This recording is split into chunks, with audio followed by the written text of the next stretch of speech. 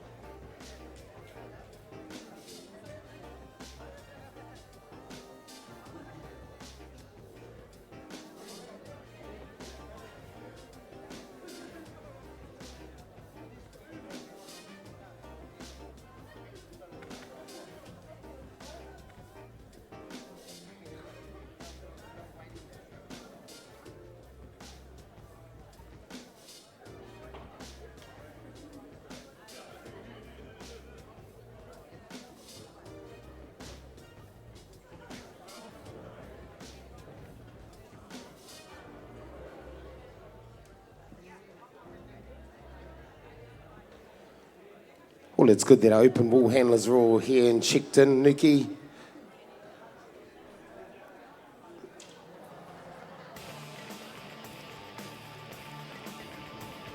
I see Lani down there. Haven't seen Lani for a long time. She's looking pretty sharp too.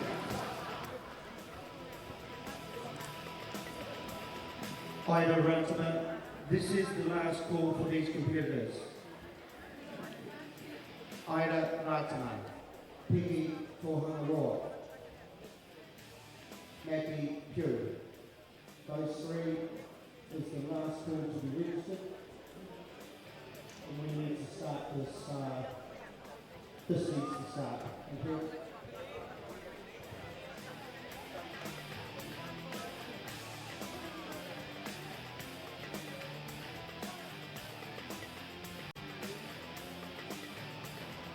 Rightio. Woolhandling, open woolhandling, heat number 1. Tanya Piwai, Ash Boyce, Adrian Samuels, Gwynn Highway. So if those four can hop up, please. That's the first thing to open woolhandling.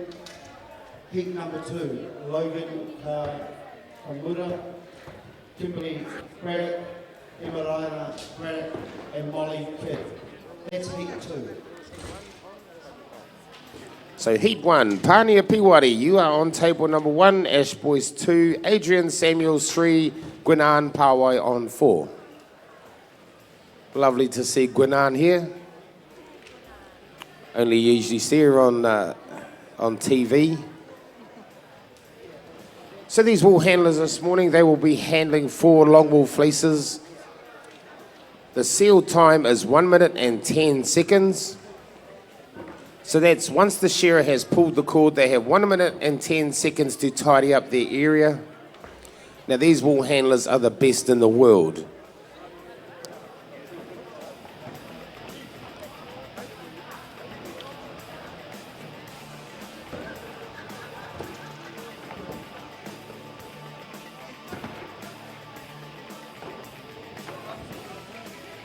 Shear Expertise are the sponsor of this event. We'd like to thank Shear Expertise.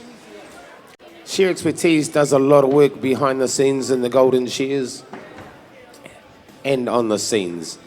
They supply shearers for the shearing for the wool handlers. They organise a lot of the sheep. They crutch a lot of the sheep. So Paddy Mason and his boys, we give big thanks to you guys.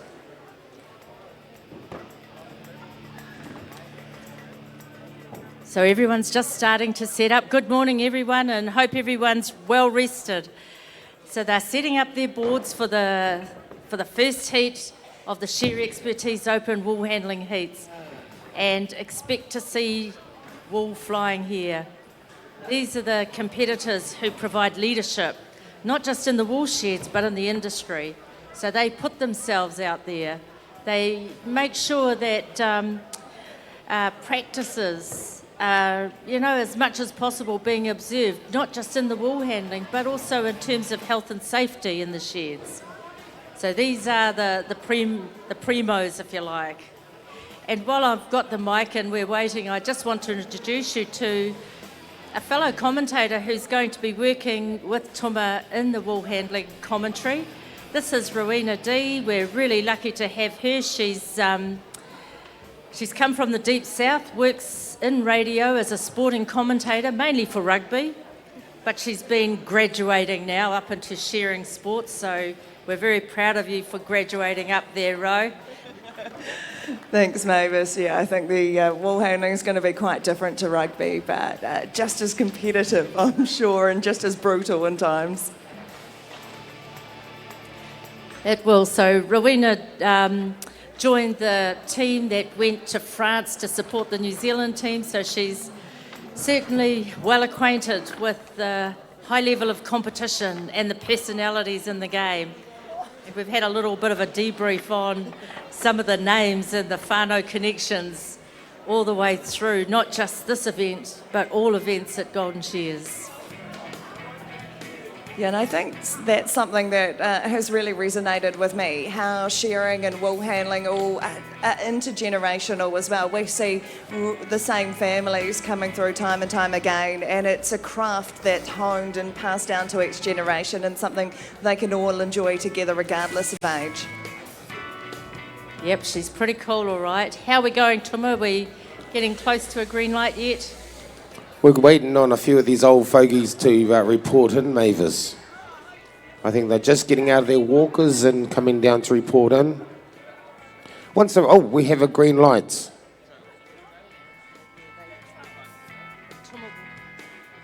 We have a green light, Mavis. The shearers are on the board, the wool handlers up there looking stunning in their orange t-shirts. Timekeepers are ready. Shearers, get set, go. Okay, down here on stand number one, table number one, we have Pania Piwari. Pania is from all over the place, but she calls Omahu home.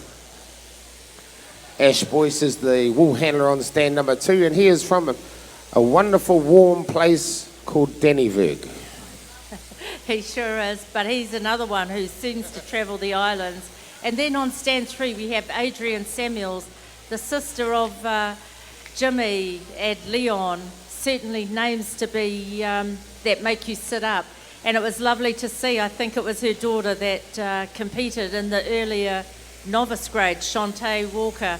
So another intergenerational. And down here on the end, we have Gwinan Paiwai.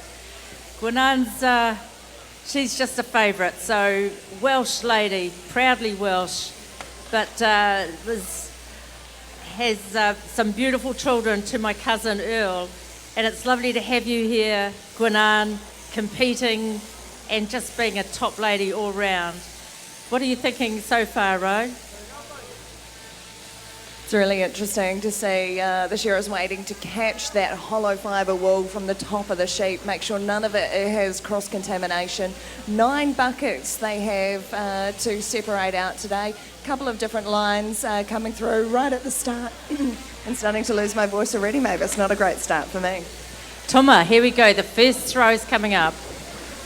This fleece down here on table number one looks like it's going to be a little bit flaky. Ooh.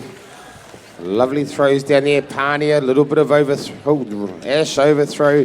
Pania, a bit of bunching. Is it nerves, Mavis? I think, Tuma, the best throw for today comes from down here on Gwinan. She had that fully controlled. Sorry, Mavis, I might just jump in there. My apologies, thank you, just so I can get the pressing going. Okay, on the men's pressing on number 1, we have Anthony Frew and Darcy Tong, and on press 2, Conan Harmon Gray and his brother Shane Harmon. Okay, press is ready to go. Judges ready. On your marks, get set, go. Thanks very much, Mavis.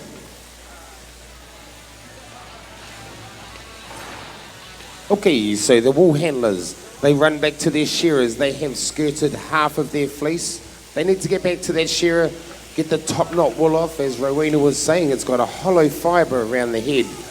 It's sort of like a straw. It will not accept any wool dye. So that needs to go into another processing bin. So in these bins around the sides of the table are actually processing faults that need sort of different wash systems to get themselves not back to the white colour. You've got the wool on the brisket called the frib. That will not ever be able to be made white. And then you've got everything gets used. When they throw the fleece on the table, the second cuts drop through. So there's another fault. And for the second cuts, they use those to make tennis balls. But shearers, coming down the last side, come on, wool handlers, they need to have a nice, tight, compact roll from bridge to the shoulder. A few of these wool handlers are running, Mavis. The pressure's really on. And here we go, there's a throw on table 2 and table 1. Bit of overhang on both tables. Another throw for Adrian Samuels. Little bit of bunching for Gunan, but a much better throw. Very little overhang there. Yeah, so anything that's overhanging, Rowena, the size of an A4 sheet of paper, that's 1 point. So when the wool handlers throw the fleece, you'll see the judge bobbing up and down. They're just getting their bit of exercise for the day, and they're looking to see how many points that these wool handlers have lost. And it's the same with the bunching on top of the fleece. If there's any bunching the size of an A4 sheet of paper, they will get penalised for that as well. So the shearers are moving into the undermine. A lot of points can be lost around the undermine. You have short wool, you have sock wool, you could have a bit of stain, maybe a dag or two. So that all those things need to be processed around the undermine, and those little bits of wool are not to touch the fleece wool because they deem that as contamination, Rowie. Tim, I can see some of the points starting to appear up on the screen above the wool handling. What are some of those points coming through for? Those are the time points and the board points that are up there. Sorry, those are just the board points. So that's what these judges in blue are doing on the board. They are watching these wool handlers. You can get penalised very severely on the board. A lot of those points are probably for the throws that these wool handlers have had, because these are the open wool handlers. Adrian Samuels, whoa, what do you think of that, Rowena? Yeah, not a bad throw indeed. A little bit of overhang there from Gunan, her probably weakest throw of the competition. But as we see there on table 1 and 2 as well, they're improving as we go. Less overhang with every throw and just a little bit of bunching there for Pania. Yes, that's right. The secret is if you have a good throw, you end up with all the first pieces and all the fault wool that you need to pull out around the edge of the table. Sometimes when you have bunching, there's little bits that are tucked up underneath and you actually have to go and find it. So that when you get a good throw, it's also a great boost of confidence for these wool handlers. You know, they start feeling good. They'll start walking around with their chest sticking out when they do a good throw. So here we go. Shearers are into the undermine. They'll take the top knot off. So this is the 4th and final sheet, Rowena, and then after the shearers finish this, they will pull the cord, and then it's 1 minute and 10 seconds, and that's the seal time that these wool handlers have to clean up. They need to remove all the faults, roll these fleeces up, sweep the board, and then I think after 1 minute and 10 seconds, it's 1 point for every 5 seconds. So roll up time on table number 3. Pania Piwari down here on table number 1. She's looking a little wee bit flustered. Come on, Pania. Down the last side work these shearers. This is a typical shed situation, Rowena. The shearers do not wait for anybody. And I think that... Could we have Emily Papa and Carmen Smith just go to the pressing and see John Holliday? Emily Napa and Carmen Smith. Just keep going here. Thanks so much for Okay, so here we go. Shearers pulled the cord, 1 minute 30 seconds. Pania turns, throws. Fairly good throw, Pania. Ash Boy's here, a little bit of overhang. How's it down there, Rowena? Yeah, another great throw from Gwinan as well. She's had some real honeys of wool there. Frantically though, now this is where we see them really get into their mahi. They're not having to run back up to the shearer. They're just focused solely on the fleece in front of them, making sure they get all of those lines of wool separated and then turning their attention to the cleanup. Yes, the cleanup is in hand.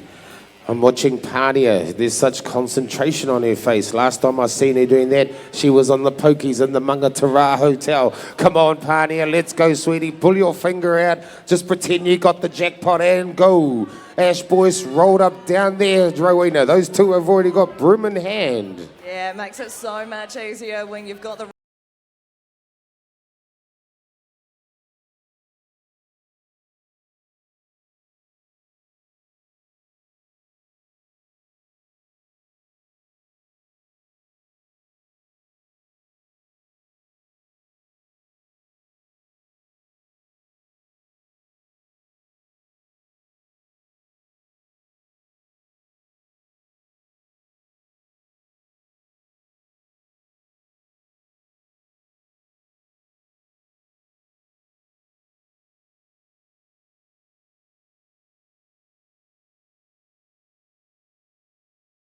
Amongst the thorns up here, he's nearly ready to put his hand up. Come on, Ash. Well done, Ash. Pania, hey, there we go. Okay, Nuki, can we hit? once the wall has been judged and away from the board, you can go up to Logan Kamura on 1, Kimberly Draft on 2, Emma Draft on 3, and Molly Kidd on 4. Heat number 3, if they can please be ready. Nio Hansen, Bettina Marlborough, Trish Hockey Ludlow, Angela Stevens, and I'll read out heat 4. Are we having a semi-John?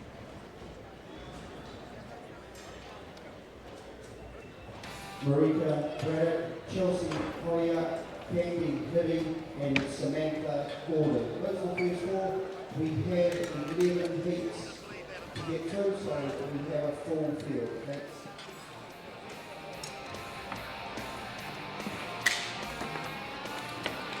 All right, we're still ticking away down here on the pressing. This is the Piers pressing. Fast-paced action by Jolly it is. We are looking for a 160 kg bale. It takes teamwork.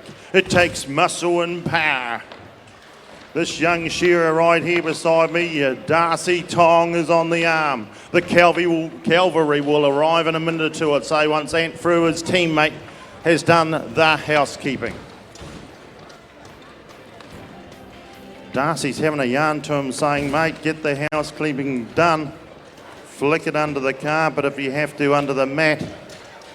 And join the battle. And so he does. 160 from going on yesterday is a really tight bale. You've got to get some muscle power in there. You've got to lock it all down in this bottom box. Hey, Gerald, if I can just pop in there for a second.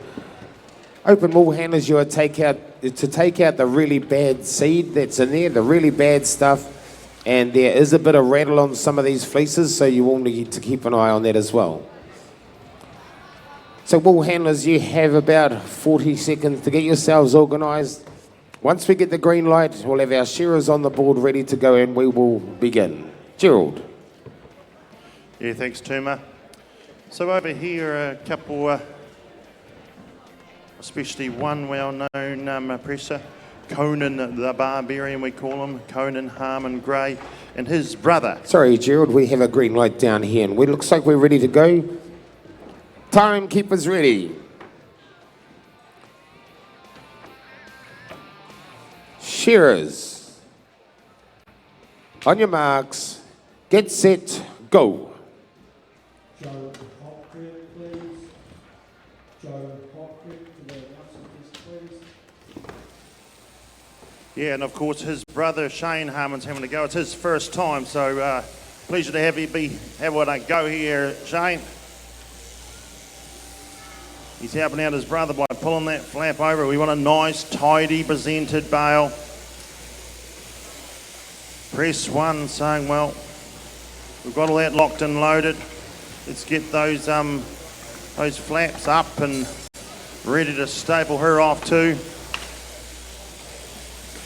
These judges beside me here, exceptionally dedicated and conscientious judges. They don't take their eye off the ball of any second, of any minute, of any hour, of any day. I've had the great pleasure of watching them from a distance for a few years now, and we've done a big stint yesterday of a lot of hours in a row, and not once do they look away. They're very astute, and the presses know that. So you've got to be on your A game at the Golden Shears anyway, but again, under the watchful eye of these volunteer judges. So thank you very much to Peter Cox and Carl Cox for what will be another terrific effort by you too. Right, it looks like we're just about to, it's taken time there on press 2. How do we go? Oh, that sets a bit of a target, 10 minutes, 48 seconds. That's to bang down a 160 kg bale. I'll go back to you, Tuma. Looks like we've got the first throws of heat 2. Yes, the first throw is about to hit the tables. Oh, that's a monster fleece. Well-grown fleeces here. These wool handlers, they will need to make sure the setup is perfect. Lovely throw down here from Kamita. Best throw. Young Kimberly Braddock on table number 2 has the best throw. So here's her sister-in-law, Emerina Braddock, is starting her work. You haven't got any time to sit there and think, oh, that sucked. You need to get in and go. We got young Logan Kamita here, table number 1. He's pulling out the neck wool. So these wool handlers working away frantically. They'd like to try and get a half of their fleece done and come around and do the neck before they have to go back to their shearers. Shearers are warmed up now and they're starting to shear away quite openly and freely. Thank you to our shearers, Rowena. We wouldn't be able to have this competition if we didn't have these guys up there. Yeah, absolutely, and it's great to see that cross-discipline collaboration here. The shearers will be into their work later on in the day, but just having a nice wee warm-up here to help out the wool handling. And I think that also goes towards the spirit of the competition in terms of shearing and wool handling. Everyone gets amongst it, supports everyone else. Yes, you're dead right. There's a lot of support in here. It's funny because you'll see these wool handlers giving each other a kiss when they see each other, and then as soon as they're on their board, they get all ugly at their mates. They're a very weird breed, these wool handlers. But roll-up time down here on table number 1. You need to roll from the bridge to the shoulder. And it's got to be nice, tight, compact, or you will lose a lot of points. Kimberly, she had the best throw. Walking around her table, maybe her fadge is in the wrong place. You don't want to be walking around. You want to, where everything is nice and handy. Fleece number 2. Good throw there once again by Emerina Braddock. A wee bit of overhang though for Molly Kidd on table 4, and the thing, Tuma, is if you do get a bit of overhang, you don't panic, you stick to your plan and you carry on and don't let it get to you. Yes, you're dead right. There's no time to panic. Once panic stations start, you may as well go and sit in the crowd and watch, because you're not going to be concentrating. You're too busy worrying about how you look. Some of these wool handlers are good. They get up there looking all scody and get stuck in and do the job. And then you'll get some glamour queens. They'll come in with a foot of foundation on their faces. But that's okay if that's how they feel comfortable. And as long as the job gets done, it doesn't matter what they look like. So into the undermine work, these shearers, top knot wool comes off. That goes into one basket. You'll notice with these wool handlers, Rowena, you know, they stand there and they don't have to guess where they're throwing their wool. They already, you know, it's imprinted in their brain. Yeah, well, I guess they're doing this day in, day out, every day of the year practically. It's something that, you know, if you play a sport, you've got to go and practice. This is their sport. They practice it every day. So they're just doing a show, a better version of what is their day job and getting recognised for it, which I think is fantastic. Yes, that's right. They are getting recognised for the hard work they do. Logan Kamura, he's got the fleece and the fadge. Emerina Braddock, she's happy. We got Molly Kid up there. So what these wool handlers need to be doing is they need to be at the board, feeding the fleece into themselves, nice and flat. And then they grab the top, the back legs, squeeze the rest of the fleece together, and you'll see them squeeze it. And that's a great throw down there.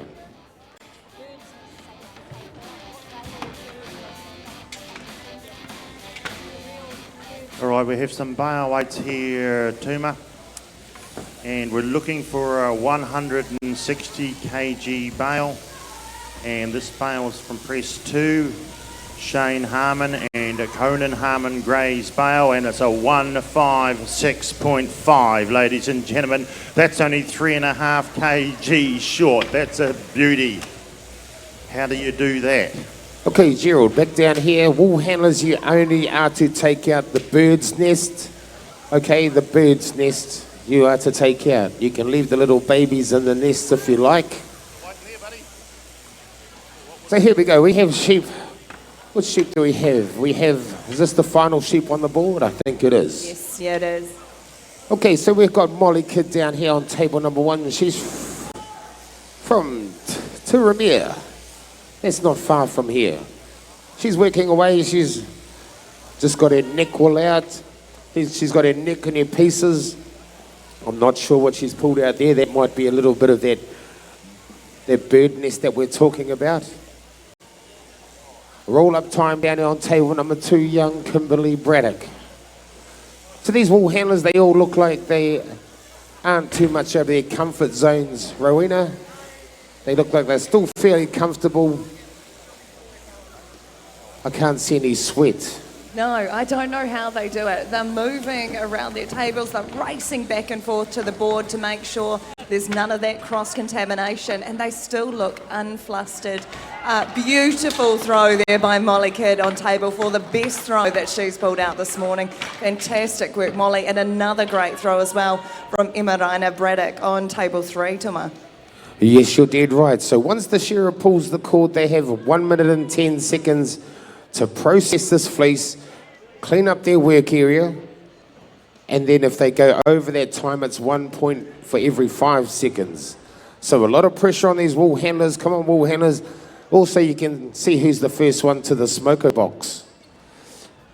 So we've got Emma here on table number 3. Looks like she's doing a good job. Kimberly, doesn't look like a lot of work left on that fleece. Young Logan Kamura down here, table 1. He is the first one with the broom in hand. Logan has won a fair few open titles, this young man. Don't really see him at all the shows, but he is definitely a prospect. All of the fleeces now in the baskets ready to be taken away. All of our 4 competitors on clean-up, frantically working their brooms around under their tables, making sure they don't pick up any extra penalty points outside that 1 minute 10 for seal. Well, Logan Kamura, he was super organised and he's finished super fast. So Kimberly's down here on her hands and knees. Little bits left. There she goes. Her time's taken. Emma a little wee bit behind. Time for Emma. So once the wool leaves here, it goes out the back to another set of judges, and we call that place the dungeon.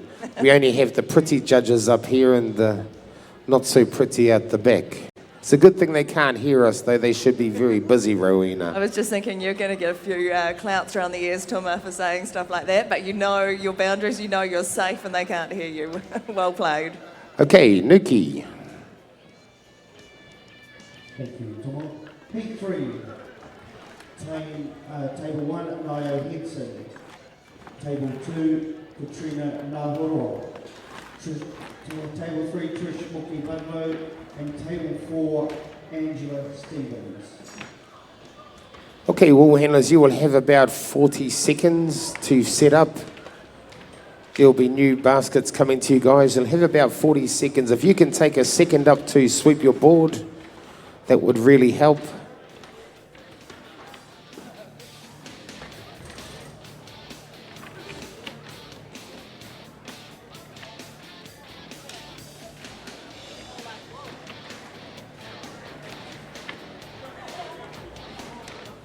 Well, Rowena, we've had 2 heats Gerald, you want to crank something up? Yeah, thanks very much, Tuma. Yeah, we'll take every second we got at the moment. Hey, now, as you know, we've got a very big program, so there's just been discussions on semis and the likes, and the pairs this year, the final is going to be up on stage later tonight, okay, under the bright lights. So we are having a semi-final. There will be a semi-final of the pairs, so thank you very much to the committee at the Golden Shears here. So we've crunched some figures and some time and the likes. There will be a semi-final later on this afternoon for the pairs. Okay, we're still looking for a 160 kg bale. On press 1 we have Kushla Abraham and David Gordon. On press 2 we have Joe Gordon and Adam Gordon. Kushla Abraham's maiden name is Gordon. We have a family of Gordons on stage, ladies and gentlemen. Sibling rivalry. One whole family. In that case, the Gordon family, are you ready to do battle? Yous are. Judges are ready. On your marks, get set, go. Thank you, Tuma. Thank you, Gerald. Well, we have the green light. Shearers.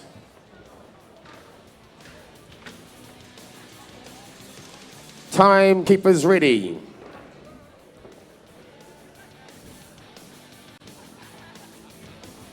Shearers, get set, go.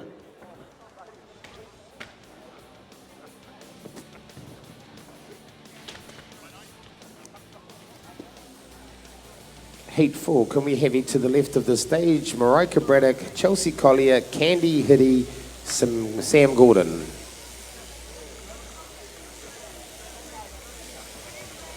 There is a little bit of rattle in some of these sheep wool handlers. You guys will need to keep your eyes peeled. There's a little bit of bird's nest in there just to take out the heavy bird's nest as well. Now there is a bit of lag in the remote control clickers to up the top, so sometimes your score might change once you put your hand up, but there can be a little bit of lag in those clickers. So when they roll these fleeces up, Rowena, they are to roll them from britch to shoulder. Or as I say, from bum to neck. That's it. The whole family there, I think. Well, I don't know if there's any more. Rather than... Yeah, britch is not such a nice word, really, if people might take it the wrong way. So bum to shoulder sounds a lot better to me. It's hard to know when you're not from the industry what's the polite way of saying things, what's the okay way of saying things. But one term I did notice, I know what rattle is, and I know speaking to a lot of the wool contractors, there's been a lot of issue with that this season, and the wool auctions are saying, oh, we've got a throw on table one, beautiful throw there. The wool contractors are saying it needs to stop, we need to make sure it stays out. But bird's nest, Tuma, that's one that's new to me. Yeah, bird's nest is a VM, well they call it vegetable matter, and because it's been so dry, you know, these sheep are walking through a lot of dry thistles, things like that, and it gets caught up in the wool. So that's what they're calling a bird's nest, is the VM. There is a little touches of VM in here. There's little wee bits, but they really want the heavy hay paddock kind of thing pulled out of these sheep. So into the under by wet, these shearers. Now in these baskets we have frib wool, we have the main belly wool. The main belly wool is very good wool, it just needs to go through a different wash system to get it up nice and bright again.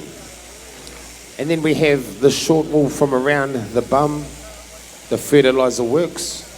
We have the sock wool there. That sock wool is a medulated fibre. That needs to come out into its own little basket. And then the wool around the head, that's a medulated fibre as well. So that's got to go into its little basket.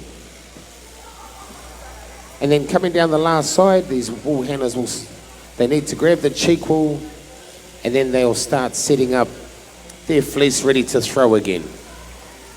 We've got Trish Muki. She's from Wairarapa on table number 3. Lovely to see her. She's a lovely person, this Trishy. She does a lot for Netball New Zealand. Angela Stevens from Napier. That's the daughter of the legendary Johnny Kirkpatrick.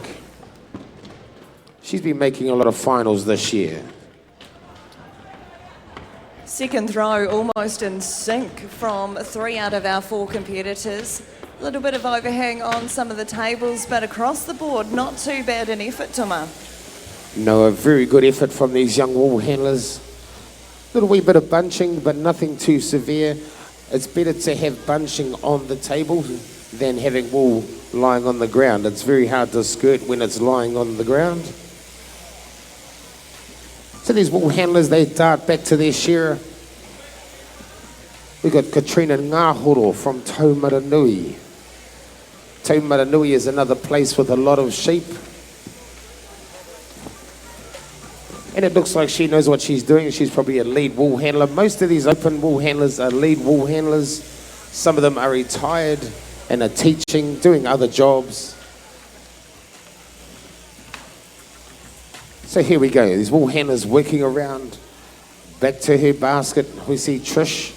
Trishy has a look, not happy. So we've got Ngaio down here, table number 1, working away quietly. Gerald, what's happening down there?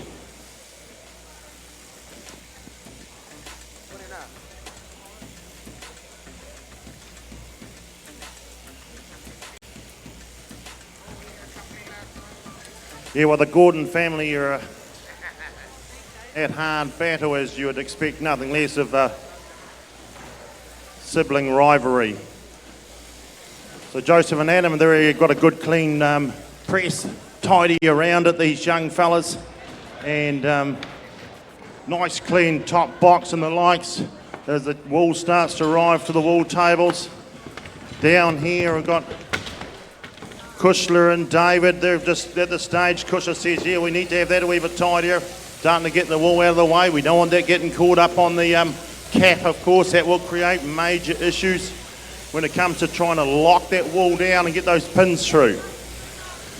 David says, okay, well, I'll get these ropes all sorted, Kushler, you do some housework. I'll get on some heavy duties here. And so he does. He goes to work.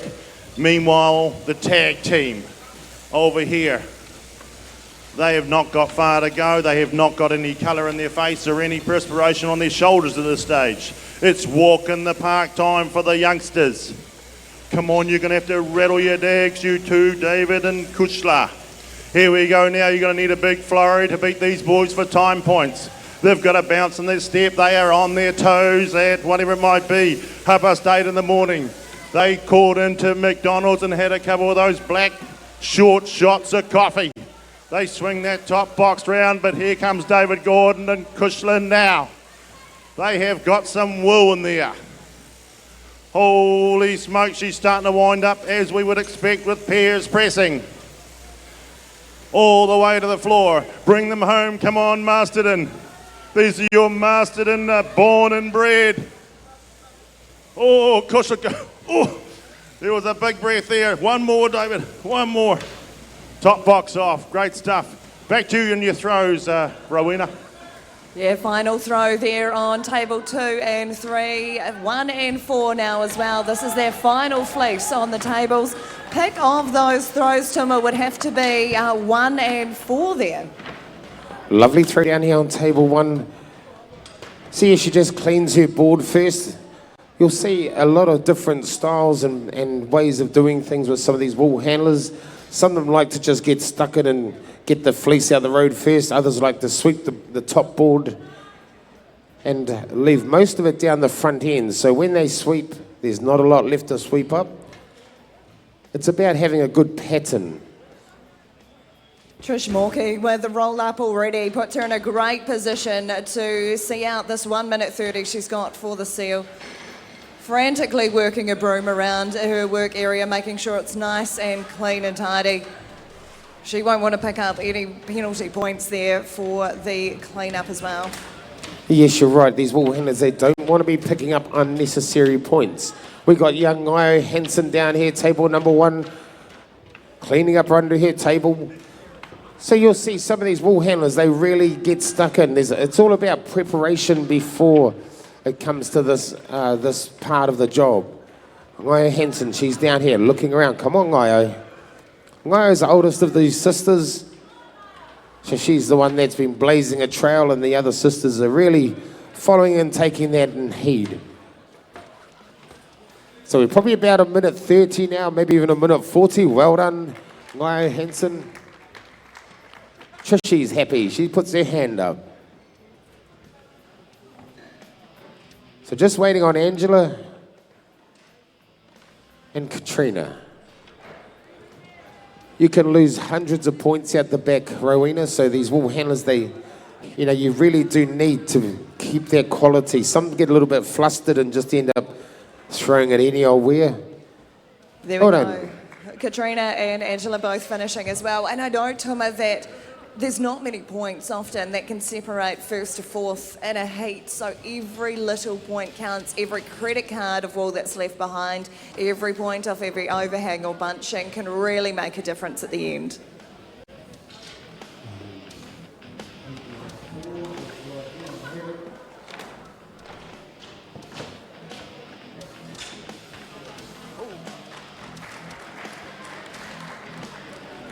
Heat number 4, Marika Braddock, Chelsea Collier, Candy Hitty, Sam Gordon, please.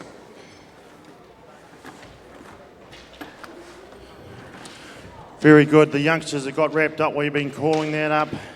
Adam and Joe, 9 minutes 51 to pump that bale down. Conan and Shane, the heat before they were 10:48, so they've put a good 50 seconds on it. That's the time points. Once again, the aspects of all the safety aspects, all the lifting aspects, technique and all those sorts of things are coming to this too. And of course, the bale weight of how close they are to the 160. But here we go. David Gordon and Kushla Abraham. The place is nice and tidy, but look how tidy these youngsters had it. Holy smoke. Nice, tidy house. Now David says we'll get the corners sorted. Sister, you just get that door shut, lock her down for the next contestants. They're getting close, they're having a bit of a chat. No, you don't need to talk when you're family, your bloodline, you know instinctively where each other are, and the hands are in the air, ladies and gentlemen. How'd we go there? 11 minutes and 9. We're looking for 160. We'll stay here until you're ready to go, Tuma. So we'll pump one of these bales on.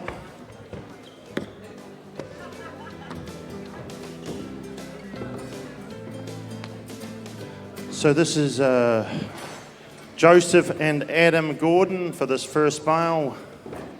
How are we going here? The anticipation. You're born and bred Masterton family. You're looking for 160.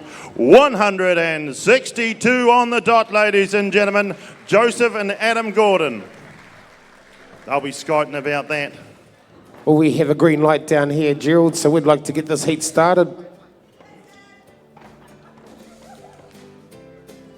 We've got a lot of heats competitors, and we're going to keep the pump on. Timekeepers ready. Shearers, get set, go. Okay, Gerald, let's hear what that other weight was. Yeah, so this is Kushla Abraham, maiden name Gordon, of course, and David Gordon, her brother. They had some more Weet-Bix and had one extra shot of coffee. 165, ladies and gentlemen, still a sensational effort. 5 Ks of wool out. Holy smoke, that sets the bar. Just as well we've got a semi. It's going to be really, really tight. Okay, down here in the Woolhandling, Share Expertise are the sponsor of this event. Thank you very much to Share Expertise. So into the undermine work, these shearers, wool handlers are with them. We have Marika Braddock from Eki Tahuna just up the road. Her sister Ngaio Hansen was in that first heat on that exact table, and her throws were pretty good, so Marika would have been watching that shearer. Down in Gore, in the south, we have Chelsea Collier, table number 2. Chelsea did very well last year. I think she made the final here, so she'll be wanting to repeat that performance. Another South Island girl on table number 3, Candy Hitty.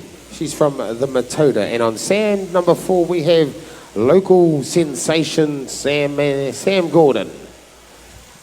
Good to see the two South Islanders from Gore and Matoda. Tuma, of course, were hit badly by flooding last month, so it would have been a bit of a rocky preparation for them, trying to make sure everyone they know has been safe with all the flooding. A lot of houses inundated with the water, a lot of farmland affected as well. Stock moved to high ground.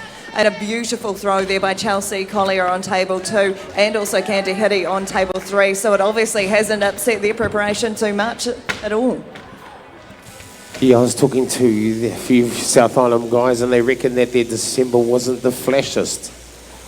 But they said they've had a good January and February. So these guys, they had a little bit of preparation. Just watching Marika here, around the top of the table she works, looking for that neck wall. Chelsea Collier, she's got these lovely blue eyes and they will be scanning everything at the moment. She'll have one eye on the fleece, one eye on her bins, the other eye on her shearer. And Candy Hitty, you said that she had another good throw. Doesn't look like there's a lot of work to do on this fleece, so she'll be very happy about that. And Sam down here on stand on table number 4, well, she's a wonderful competitor. Come up through the grades. And now, look, she's working up there with a smile on her face. So not a lot of pressure being felt, I don't think, by these wool handlers. Shearers, come on, look, guys, keep these wool handlers busy. So just watching young Marika here. She looks like she's ready to nearly roll her fleece up. Down the end, Samantha Gordon's rolled her fleece up. Have a look around, Samantha. Yeah, if you can get your fleece rolled up nice and early and into that basket ready to be taken away, it means you've got way more time to spend with your shearer, making sure you can separate that wool out nice and early, prevent any cross-contamination as much as you can.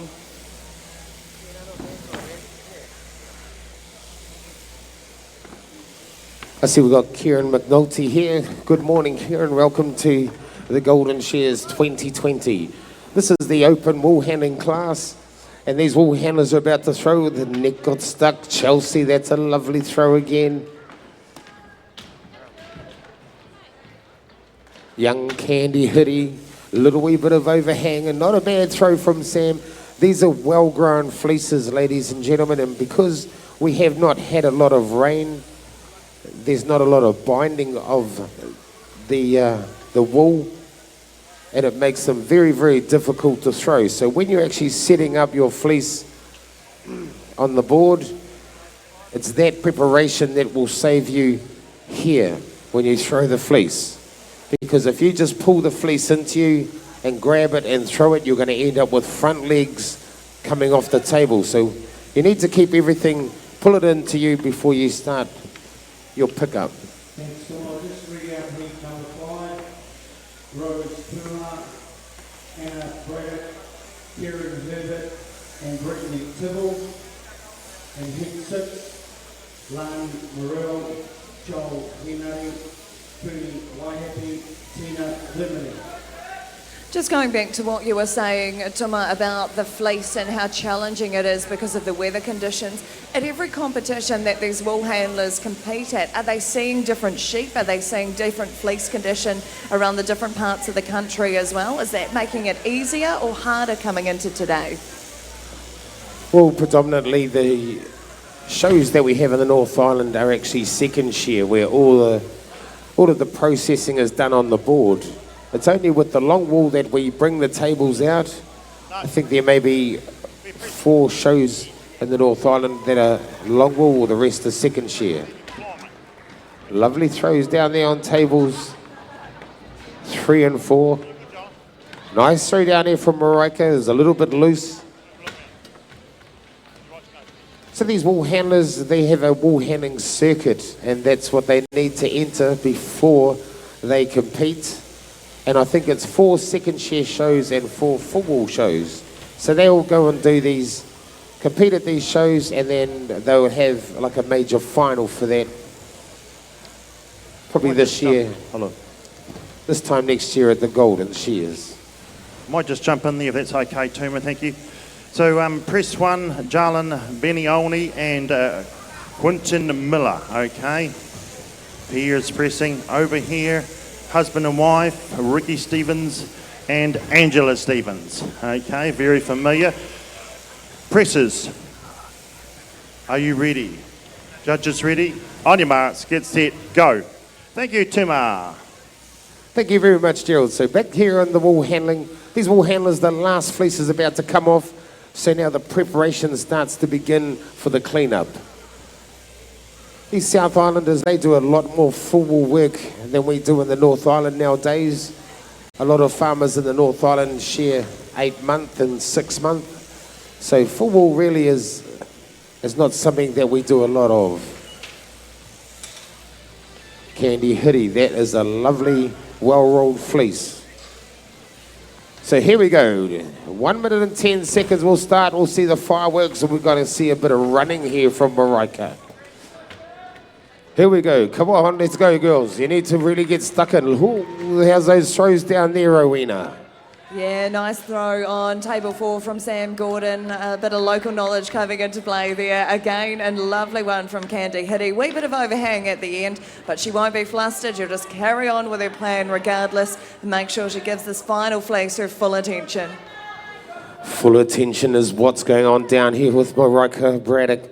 She's got a little bit of a smile. Come on, Wairarapa, you haven't got time to smile. We got Chelsea here, roll-up time for Chelsea. Loose fleece, so she needs to pay a lot of attention to that. There we go. We got the fleece in the faz. Chelsea's got the brim in hand. Oh, she's taking these other wool handlers to the cleaners, this girl from Gore. Under the table she works. Come on, this young lady from Ekitahuna. We got the young Masterton girl. Oh, she's chasing hard too. But it's the Chelsea collier. It looks like she might be the first. Samantha Gordon down there on table number 4. She's right there with her as well. Come on, guys. 1 minute and 10 seconds has already ticked by. Stop farting around. Here we go. Well done, Chelsea. Samantha. A little bit left for her to do, and she'll put her hand up. A lot of work on these fleeces. Well done, Samantha.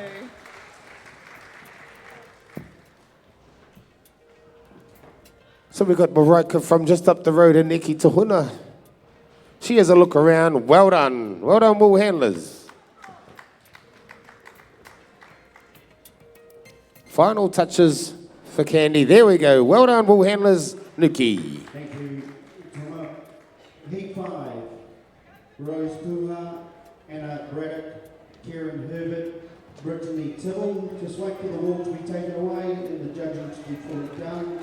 Heat number 6, Lani Morel, Joel Henare, Funi Waihapi, and Tina Lemony. Rightio, back down here at the pressing.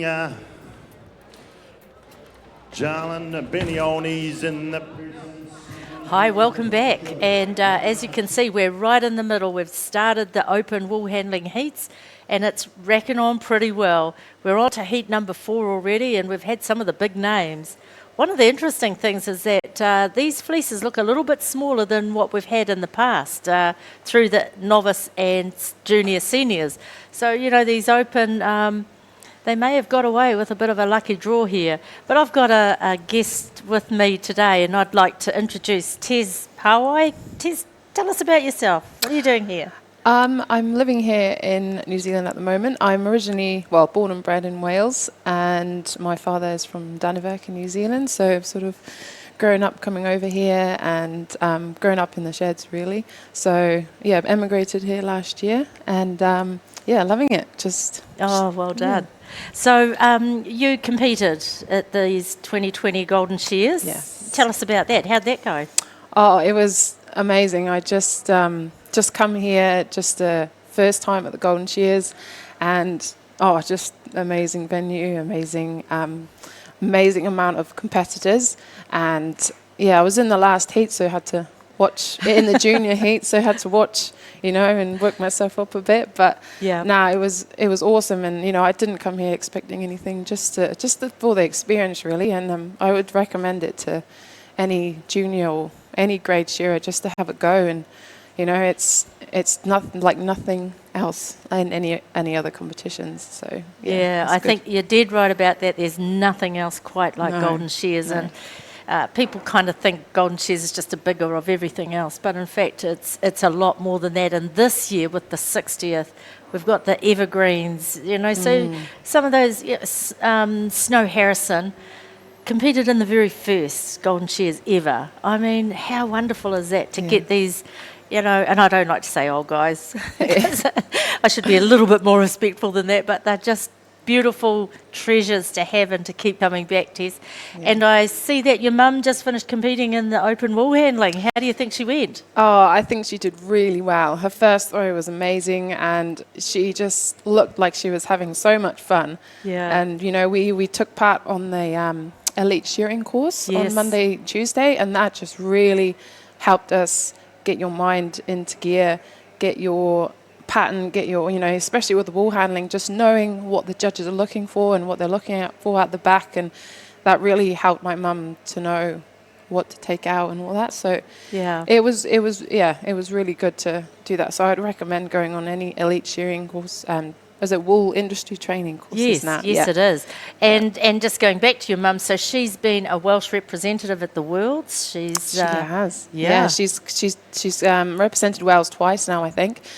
Or 3 times, I'm not sure. But yes, she's always trying to get on that team and always doing the circuits in the UK, and she does all the shows. And when I was growing up, I did do the shows, and it's just fun, I reckon, you know. And if you want to get into the teams or want to compete, you know, professionally or whatever, you know, it's good to go to them. And it's all there, isn't it? Yeah, no, she did so well, and I'm really pleased that New Zealand is teaching the world how to do it better.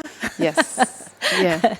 So I just want to shout out to all the Welsh fellas that are over here at the moment. There's quite a few young boys and girls competing, and just good on them for coming out here and having a go. And just like me, going to learn how to shear. And there's Sam Jones is in the junior final today, so good luck, Sam. And just good cool. And what about for the people at home back in Wales? Oh, just I think come out here if you want to learn how to shear or rousey. You know, it's such a good place. You just do this kind of thing that they're doing on the screen now every day, and you just learn how to do it, and you meet so many people doing it. So, and go on all the courses, like you just learn it. And oh, fantastic. And you should greet them in your own native tongue, Tess. You really should. Just hello pawb adre'n Gymru, poblogi pawb heddiw, cachwyl. Oh, that's fantastic. Sounds beautiful. And I'm sure it meant beautiful things too.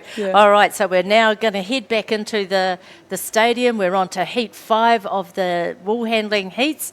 And we've got some big names up there as well. We've got Karen Herbert, a past world representative for New Zealand. Anna Braddock, who's been coming through the ranks. She's been just smashing everything in front of her.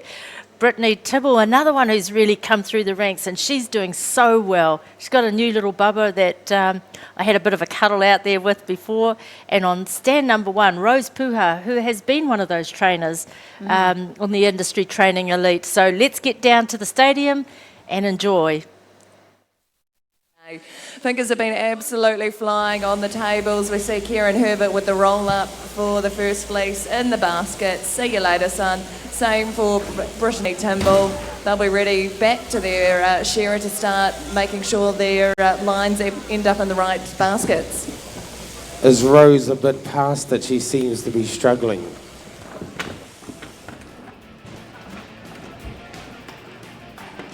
Okay, lovely throws down there, a little wee bit of overhang. This is when the pressure starts to kick in. That was actually a really good throw from Rose, because that fleece, I don't know, it just didn't hold together, kind of like a second shear fleece. So that was a really good throw from Rose on one. Not a lot of first pieces in there. Here we go, Tumachi. Oh, the hands in there. What was that time? 9 minutes and 3 seconds. That is the quickest time so far. 9 minutes to pump that bale down. Waiting for the weights after that. Whoa. That's how it's done. They knew each other instinctively of what will work. Probably not a lot of preparation beforehand. It's just get up here and we'll make it happen. So could we have Poland Greg Harmon, Jess Stewart, Tiana Phillips, Kevin Little? That's the junior wool-handling finalists to run straight after this open wool handling, with a comfortable announce test to the draw and get it all sorted. Thanks. You need to record all those calls to the Yeah, thanks very much, Noogie. Hey, once again, a big thank you to our sponsor, Farmlands Cooperative, and Woolpacks New Zealand. They've been a long-serving sponsor here in the pressing, and are really proud to partake that way. So, and the interesting thing is, they are very interested in it. Normally, the manager from down here, Calvin O'Reilly, he'll be in the audience somewhere, some stage, because he loves watching this pressing. And yeah, once again, a big thank you to you guys. So the finishing touches happening here on press one for Jarlin Bilioni and Quinton Miller. They've worked their way round, and it's clip up time. So back to you, Tuma. Oh, thank you, Gerald. Just another fleece has hit the tables. Anna Braddock. She's another one of these Braddocks. She's the little sister. She's having a really good run up there. If you have a look at the points up the top, those points will show you how these wool handlers are working around their shearers, making sure that the shearer has always got a nice, clean work area. And they also show the throws, how their throws are going, if their throws have been nice and flat, or if their throws have been a little bit over. So all of these wool hands, they generally have the same pattern around the shearers. Just some of them, it's all about basics, Rowena, getting the basics right. When you get a good basics, then you're good to go. And one thing that we also see with these wool handlers is a lot of them will be competing against their mentor, competing against the person that showed them how to move around a table, where to lay out their baskets, which order to do things in. And I think that's really interesting. And we often see as the student progresses, they like to really take on their master tuma. The wool handlers are working away with their shearer down the last side. 1 minute 10 seconds is the seal time. Rose is having a look at her shearer. I think she's giving him the evils to slow down, but no, sorry Rose, it doesn't roll like that. These shearers will not stop. Kieran Herbert looks like she's got a monster of a fleece. Young Brittany, table number 4, her fleece looks like a nice little fleece, has done the shows. Young Adam Braddock. Let's see if these wool handlers use them or waste them. Lovely throw. A little bit of overhang here on 2. Rose got all hers on the table. How are you looking down there, Rowena? Yeah, not a bad throw from Brittany Timble. A fantastic throw as well from Kieran Herbert. As you said, she had a monster of a fleece, just pausing after that initial throw to make sure she contains it onto the table, tries to spread it out, avoid any bunching as well. She'll be really pleased with that final throw. Just watching Rose skirt around the top of her table. Brontosaurus pieces coming out. That's the pressure coming on from the 1 minute 10. Anna Braddock, long, ooh, lovely looking pieces there. Come on, roll up time. Kieran Herbert, she's biting the old lip. The pressure's on, and she knows Brittany Tibble. She's really taking it to these other young guns. So Rowena, Brittany, how does her pattern look? Does she look like she's organised down there? She looks as though she has absolutely got it under control, frantically managing to get rid of all of the loose pieces of wool. There's no mucking around here. She knows she's got to go hard for the next wee while, and it'll all pay out in the long run. Still needs to give her table a wee bit of a shake there, get it all off the table. There we go, nice and contained at the front of her area. She'll put it all into a pile and then start shuffling it with her hands into her final basket. Do you think that it would be better to leave some wool behind than to incur penalty time points? There we go, Anna Braddock. It's really hard, I think, for the wool handlers because they don't have a handle completely. There we go, finish from Brittany Timble, fantastic effort from her. They don't have a handle on this 1 minute 10. There's no board they can look at to see that time. There's no countdown for them as well. So I think it comes down to experience and judgment. Where are those penalty points going to start dropping down to 1 per second? When do you just draw the line? Finish there from Kieran Herbert on table 3 as well. Well done, Rose Puha. Okay, back to you, Nuki. Open Woolhandling Heat 6. Lani Morel, Joel Hinari, Kuli Waihoki, and Tina Rilani. Once the judging has all been done, you can head up the event. Heat number 7, Marianne Beatty, Jeremy Goodger, Hagan Corona, and Arnold Hargado.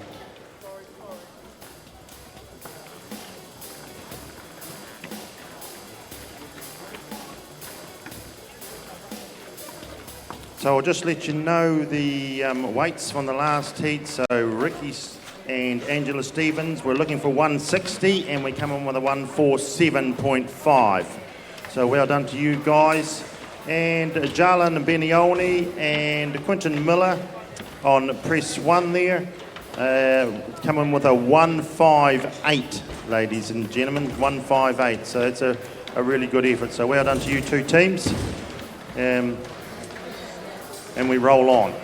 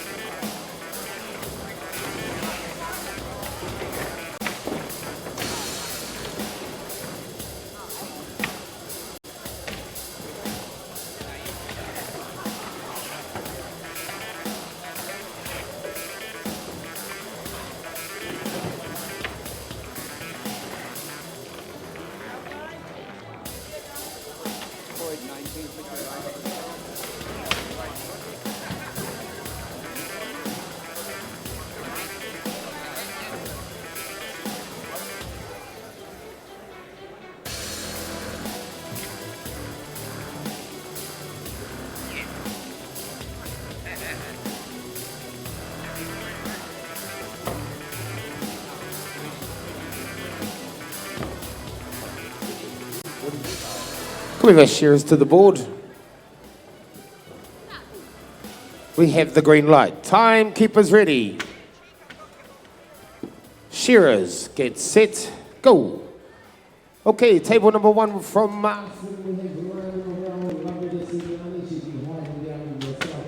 All right, I'm going to take a bit of liberty today simply because I can.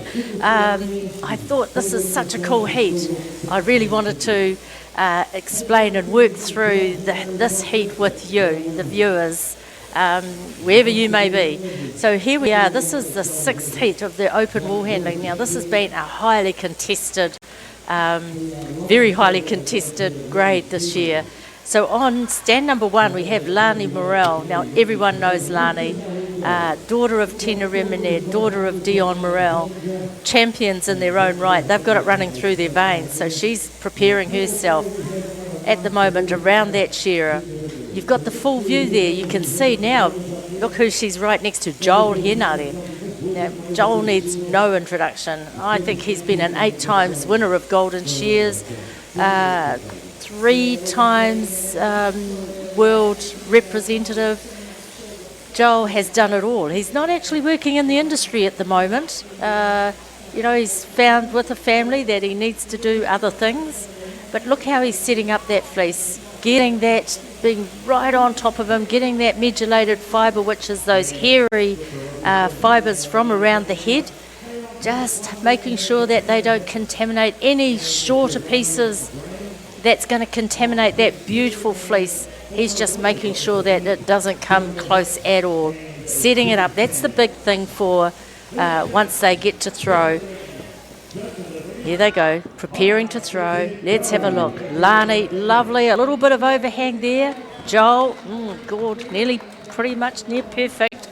Funi Waihape on number 3. Let's have a look at this in slow-mo. These are the new toys we've got at the moment. Yeah, look at that. Beautiful. Unwinding, stretching it out. Beautiful throws, all 3 of them. And down the end, one of the masters, Tina Remened. So Tina, as I said, mother of Lani. But let's just watch Funi for a moment. She's a very accomplished wool handler.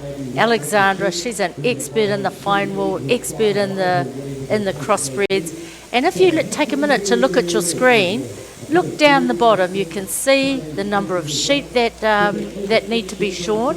She's on sheep number 2, which is just about the last sheep she will shear, if I'm correct with this. Her time, she's sitting about in the middle.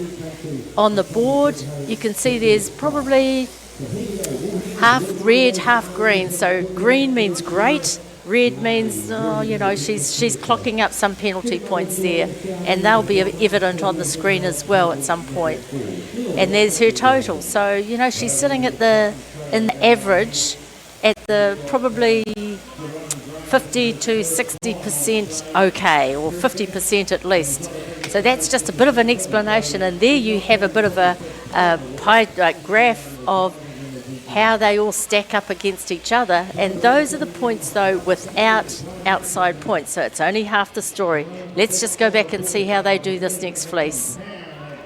Yeah, so much more control, so much more control.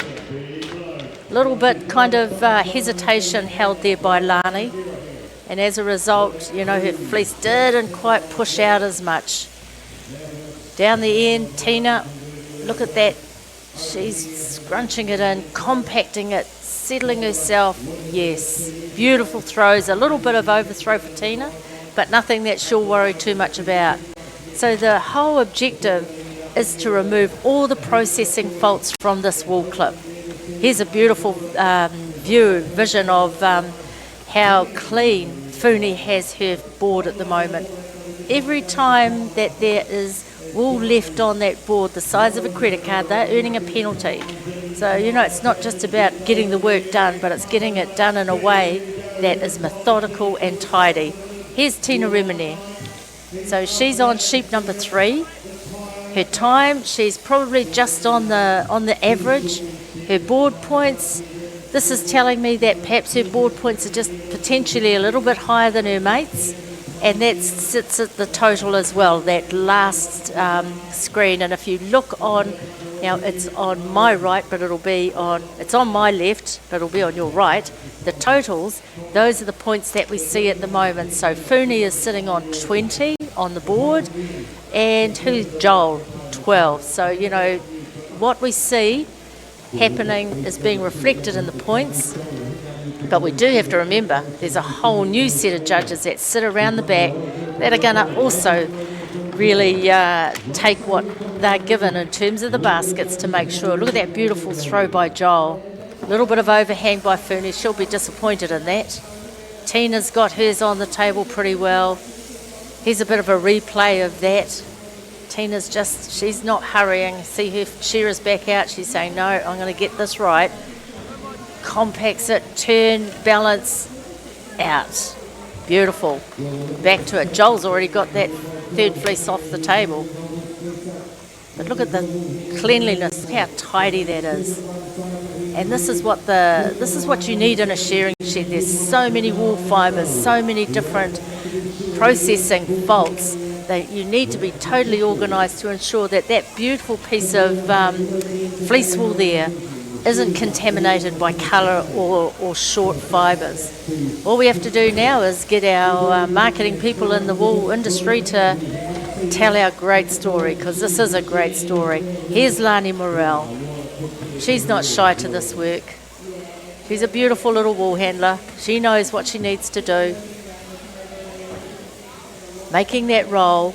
Now the purpose of a compact roll is, now that probably got a little bit loose, but she's recovered well with that. And the purpose of a good roll is so that when it gets to the wool store, it's easy enough, if need be, for these fleeces to be unrolled and reassessed. Joel, let's watch us throw.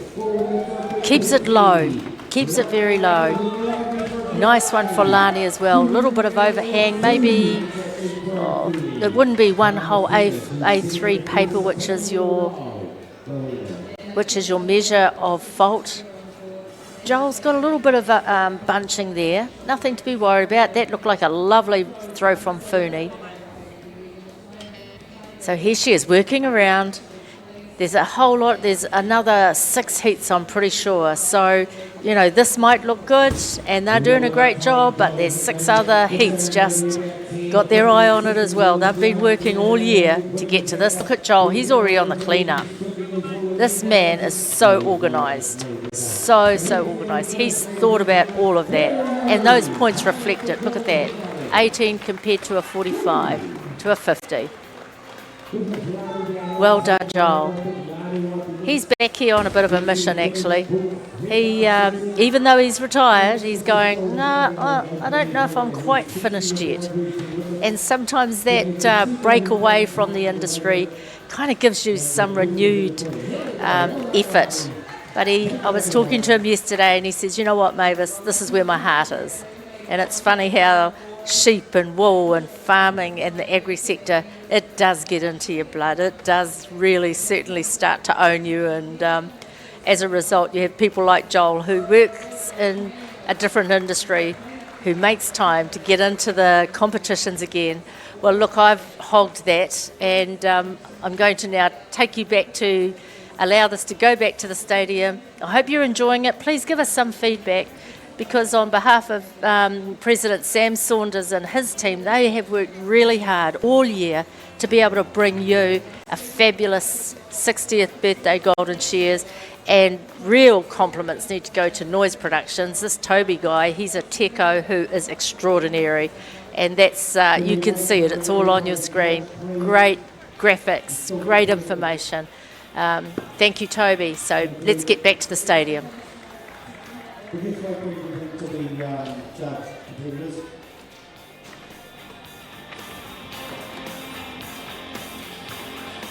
Very good. Right, down here at the pressing, well, running time here, 7 minutes 35.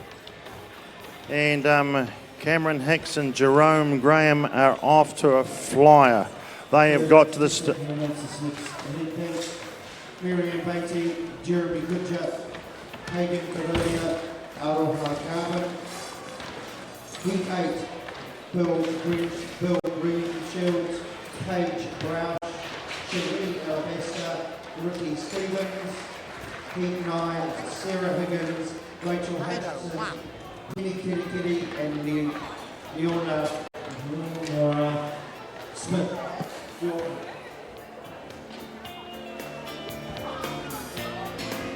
That was good. 8:01. Wow. Cameron Hicks and Jerome Graham. And Jerome, that was his first go. He just powered through it. He's got a big frame and he's got those muscles in there doing his thing. Then we've got Jono here. I think Jimmy was doing the pressing because actually I just looked back at my notes and Jono Hicks, of course, yesterday we were looking for a 160 kg bale, and in the individual pressing he pumped out a 173, I think it was. So he had plenty of power. Those days in the gym have served him well as far as power goes. He said, Jimmy, you get up there and get a feel of this wool. Yes. I'm just going to make an announcement. Could the Evergreen finalists come and check in and receive your singlets and t-shirts? The Evergreen Woolhandling, Rangi Roycroft, Rose Puha, Dana Tahahu, and Waina Peniha. The grade 2 shearers, Peter McCabe, John Hand, Richard Pearson, Philip Woodward. Grade 3 Evergreen, Sid Tartana, Alan Brinson, Jeff Crengy, Hugh McCarroll, Ian Harrison, Ian Stewart. And the grade 1, Russell Knight, Dave Brooker, Bruce Pankhurst, Stephen Cooper, David Hodge. If you could report in, please, that would be great. Shear Expertise Woolhandling Heat number 7. Timekeepers ready. Shearers, get set, go. Okay, we have Marianne Beatty down here on table number 1. She was a member of the New Zealand team. And we have Jeremy Goodger on table number 2. Jeremy, if there was a master presser, this man would be one. Who have we got on table 4? Is it that Pagan Crodia, or is it Rowena? Yeah, it is indeed. From Alexandra, fantastic to see her compete in the World Champs in France in July last year, taking out the team title with Cherie Alabaster, who we'll see up on the board very shortly. And then Aroha Garvin from Australia as well. So good to see some Australian competitors coming through. Of course, I understand she is from New Zealand, Tuma, but more recently of Australia. Yes, that's right. The Aussie dollar, it got a hold on there. It does it to a lot of the Kiwis, but a lot of them come home in the end. So we got Marianne Beatty. She's been a team member. I think it was her and Joel Henare. And we got Jeremy Goodger. Jeremy has won the pressing title here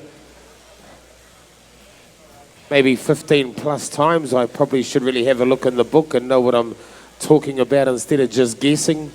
And Pagan Claudia. Seen her up at the Māori Sports Awards when her and Sri Alabaster won the overall, the main award up there for the team's event. And we have Aroha Garvin. Aroha Garvin's been here when she was representing New Zealand, but now she's with the Australian. And look at that, if she was representing New Zealand, that wouldn't be there. It would have been on here. Fantastic throws there by Jeremy Goodger and Pagan Kurodi. A nice one as well from Marianne Beatty on table one. Aroha just taking a wee bit of time to adjust to the loose fleeces here with a wee bit of overhang on the left side of the table. She's still managing to process it. She won't let it get to her. She'll just adjust for her second throw. Okay, so we have the big hulking figure of Jeremy Goodger. He's been working out in the gym a lot lately, and he said he's been doing a lot of running.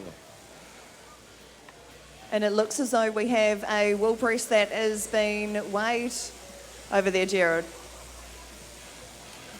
Thanks very much, Rowena. We just weighed a bale. They took, it was 8 minutes they paired that bale up. This is Cameron Hicks and Jerome Graham.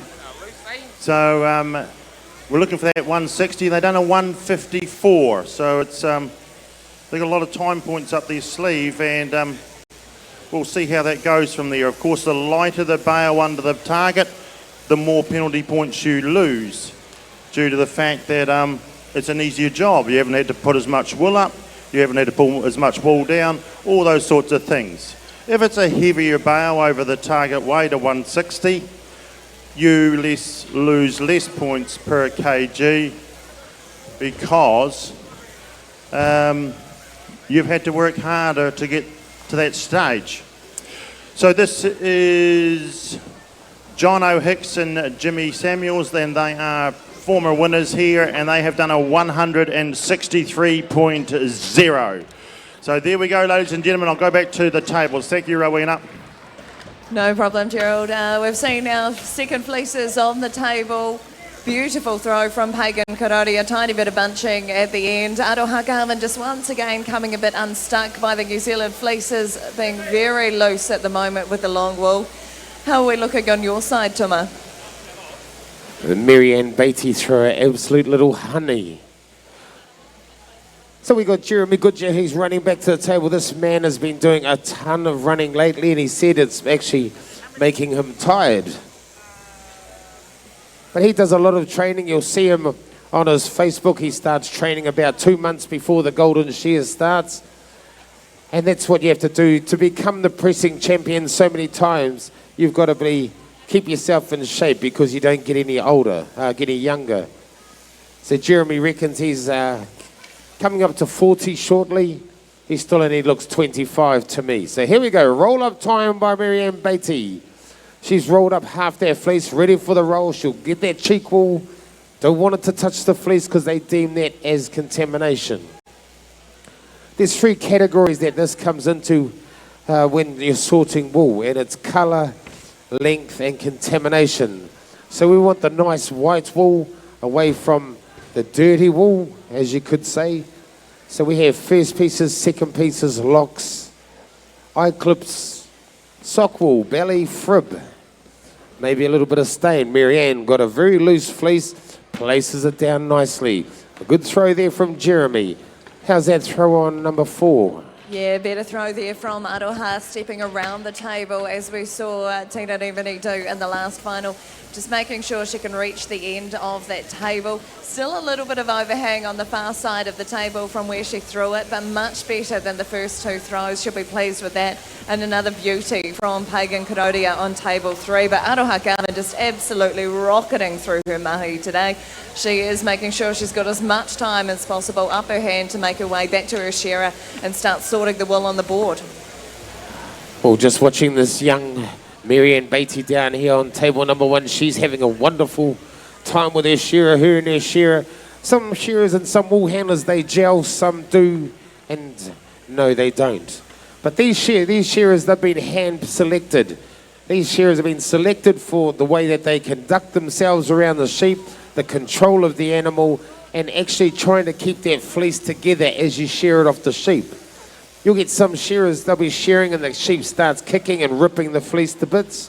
Well, these shearers here, they are hand selected for the Golden Shears by Paddy Mason, Shear Expertise, the sponsor of this event. So thank you very much to Paddy. Marianne Beatty, she's doing a little bit of what Joel did. She's just working her way under the table. She's got a little wee bit of time while that shearer works his way down the last side. So that's these strategies that come into play. These young mind games, always thinking, always thinking. So here we go. We've got the 4th and final fleece, Rowena. Yes, we do indeed, and I think it's going to be Marianne Beatty with the first throw. No, here we go. Aroha Garvin making her way up to the table as well, and all 4 of them will practically throw together. Fantastic effort from all of our wool handlers, and beautiful throws right across that board, Tuma. Well, it's the 1 minute 10 seconds, Rowena. The 1 minute 10 seconds starts as soon as the shearer pulls the cord. No time to make friends. And we got the big Jeremy Goodger, the rose amongst the thorns up here. Come on, Jeremy. You need to get a wriggle on, my man. We got Pagan Karodia, New Zealand team member. Roll-up time for Aroha Garvin on Whoa. table number 4, already in the basket. I told you, Tuma, she is absolutely on fire here today. Well, she needed to just warm up. Come on, you other wool handlers. Marianne, Jeremy, Pagan. Pagan's a true quality wool handler. She will not let anything else phase her. Look at her, the way she's looking at that fleece so lovingly, thinking, oh, you're a beauty, you're a nothing, a 0 at the back. Here we go, brim in hand, Jeremy Goodger. He'll start swinging the old taiha around shortly. Here he goes, Marianne Beatty. She's got the brim in hand. Pagan pushes the table out of the road. Get out of the road. But that Aroha Garvin, she doesn't want to lose their time points, Rowena. No, she doesn't indeed. Hasn't given her table a shake though, so still a bit left up on there, but frantically sorting the wool at the end of the table. Grabbing the final bits now. And hand up from Aroha Garvin. Pagan Karodia joins her as well. I think Marianne was just a little bit quicker. Yeah. Oh, I tell you what, it is so tight in this competition. I think there's a little bit more urgency with these wool handlers. Okay, Nikki, who's our next heat? Heat number 8, Golden Shears, Paige Broush, Cherie Alabaster, Ricky Stevens. Heat number 9, following this will be Sarah Higgins, Rachel Hutchison, Penny Kitikiri, Leonora Smith. Heat 10, Misha Atkinson, Monica Potai, Maxine Pugh, Priscilla Abraham, and heat number 11 will be Ronnie Goss, Waina Penihart, Carmen Smith, and Ratapu Moore. That's the 11 heats to come, thanks. Rightio, down at the pressing, still in the pairs, we've got this heat and 2 after this to do. So on press 1, Denise Langlands and Catherine Maluli. On press 2, Tafetu Brown and Cody Lambert. Are you ready, pressers? Judges ready? On your marks, get set, go. So you may be thinking, this pairs pressing, where's the mixed pairs? Is this a different grade for the woman? No, there's one grade. That's what I'm trying to get across. There's one grade here. If you're big enough and brave enough, you jump on here and have a go at the pairs pressing, and that's how it rolls. So they're rolling up the top boxes to get the pins in. Why would they do not that and not just bend over and dive their head in and sort of shuffle it round? 1, it is easier, but 2, longevity and well-being, okay? Get it up to a good height, get down, put the pins in instead of diving over and carrying on, all right? So these are some of the things that the judges are taking care of. Once again, opening the door here. Denise says, yeah, we'll open that door, put that in. You've got to keep good contact, points of contact when you're putting the top box down and up, because there's a bit of weight in that top box if you've never lifted one before, okay? It looks like poetry in motion, but when you watch a shearer, for example, it looks like poetry in motion. But if you held onto a handpiece and you've never done that in your life, you'd jump backwards straight away, you touch it, you think, oh, what's that all about? Okay, Gerald, we're about to get heat number 8 underway. Timekeepers ready.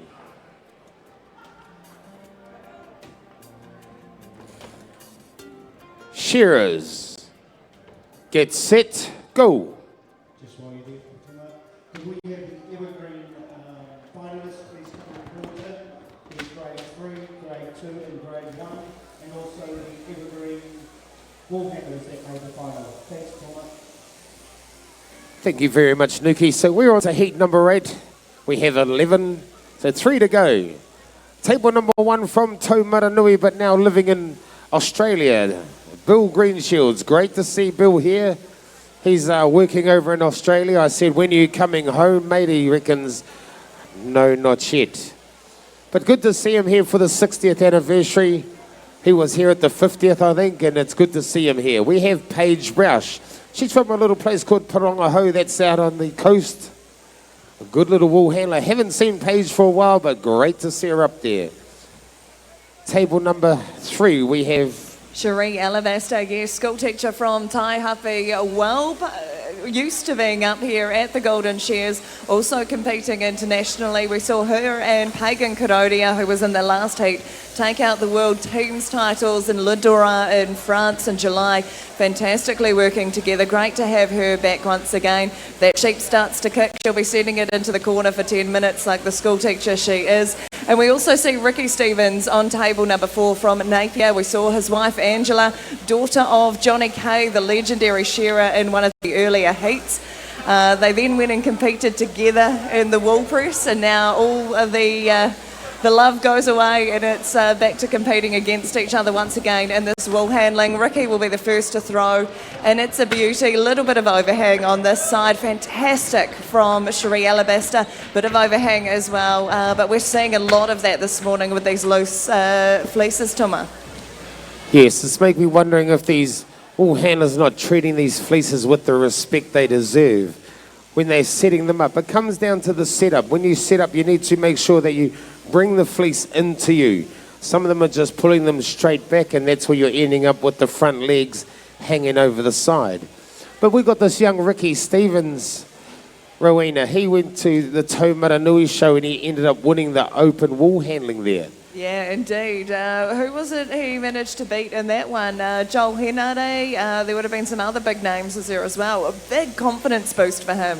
Oh, definitely. It's one of these things, you know, once you break through, you just want to look at how you can work better on that and get better.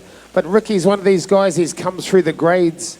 I think he started doing the wool handling for the triathlon, but then he found that he could win and beat his wife. And he's got to be able to do one thing better than his wife. I wouldn't have liked to be in their household when that conversation was taking place, though. Walking a very fine line there. Roll-up time for Cherie Alabaster. She manages to pause and just go back and see her shearer, make sure she gets that top wool that's hollow. Make sure that is separated so that it doesn't make any flecks in the carpet or whatever garment it goes to create. All of our fleeces now in the baskets and the wool handlers getting ready for their second throw of the competition. Here we go. Ricky Stevens on table 4 will be the first. Holds it together a lot tighter than he did in the first one, as does Bill on table 1. Bit of overhang from Paige on table 3. And again, the same for Cherie Alabaster. Challenging fleeces we're seeing today, Tuma. The very, very well-grown fleeces. These wool handlers are working away. Gerald, how are you getting on down in the pressing arena? Yeah, well, she's wind up time down here on press 2.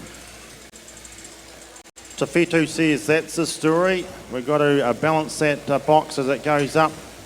Make sure we're not losing time where everything starts jiggling around the place and we're getting a whole lot of, friction going on. So the bit of a tidy up job here. Cody Lambert says, yes, we have to get that wool in nice and tight. Okay, you have that hanging round.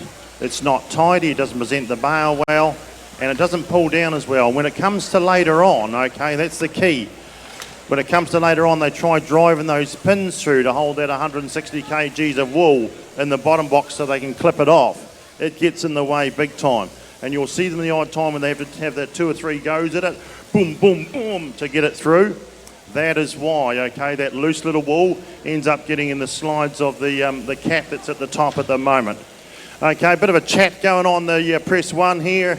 I don't think it's about having a cup of tea, but just, yeah, once again, first time for Denise Langlands, and Catherine saying, yeah, well, go and grab the cap over there, darling, get that over here, please, and just tidy it up around the corners. Look busy anyway, just make out you're working at Burger King or McDonald's, and just don't stand still, just keep moving your feet and look productive.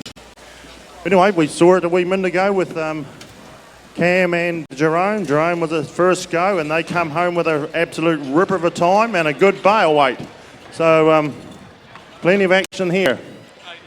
So this young fella, Cody Lambert, does the second check. Quite a wise thing to do. Square off the top box. He can feel there's way too much pressure coming on this arm and strain coming from him. Something's not right. The rope's not right. The top box is not square. There's something not right. It's very similar to before when I was mentioning John O'Hicks and Jimmy Samuels. Is how do they know it's 160 kgs of wool in that bale? They're sensing it under their feet, the pressure and the spring of the wool. And all wool types and the likes are different. As we're starting to hit the floor now, ladies and gentlemen, Te Whetu's come as the cavalry. Right, boom, boom. It's that sound of it hitting the floor. It just gives you that wee bit more adrenaline and think, yep, we're making ground. We're heading the right way.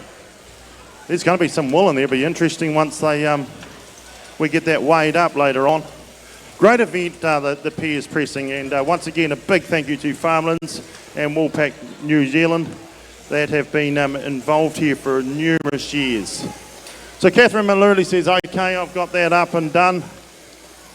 We'll swing that round. Once again, we've got to get some housekeeping done here, ladies and gentlemen. See all this stuff hanging around? That has to be tidied up. In this case, they could pull it off and chuck it into this heap, but they're thinking, no, we want 160.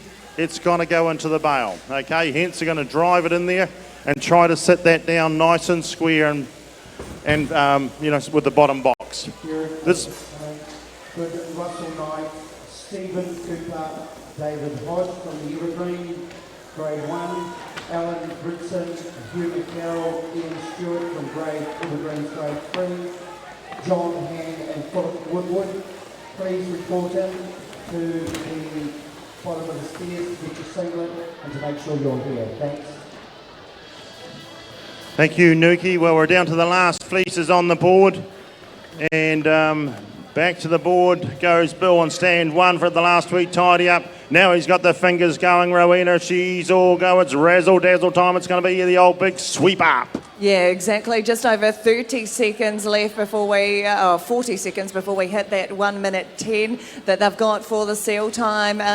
Cherie Alabaster, Susan Campaigner, absolutely has this in hand. She's been here before, done that, won a lot of competitions in her time, and just absolutely flying with that broom.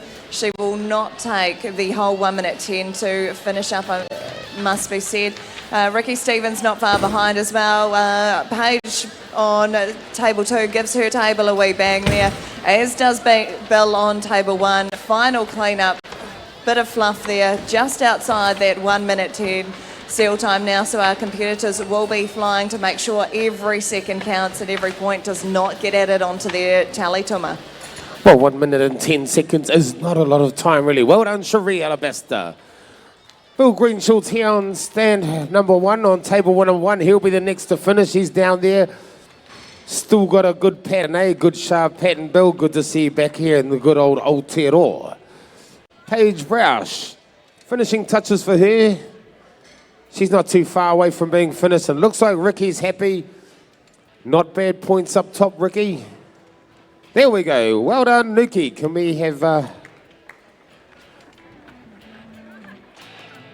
next heat? Number 9, Sarah Higgins, Rachel Hutchison, Penny Kitty, Leonora Smith. That's heat 9.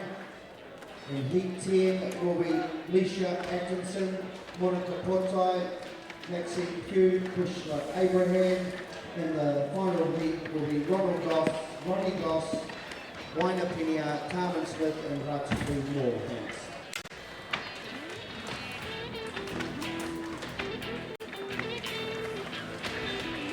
Right, there's still lots of action happening down here. We've got some girl power, ladies and gentlemen, as they pump this last 3 or 4 down. I hear the crowd saying, come on, D, come on, girls.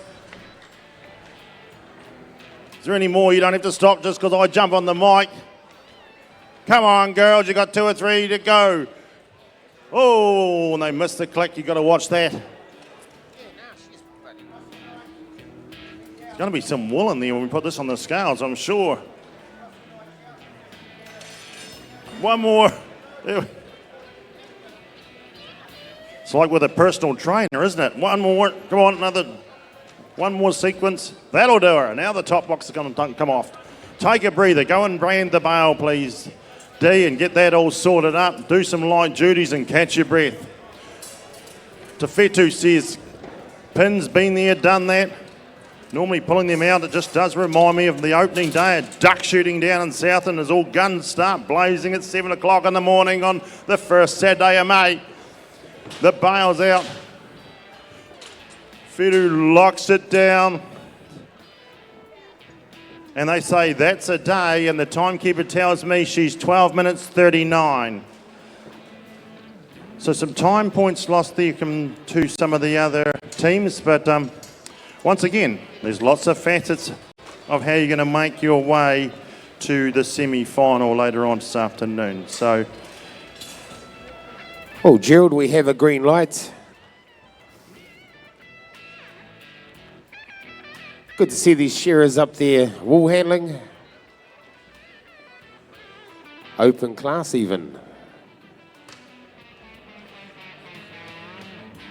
Timekeepers ready.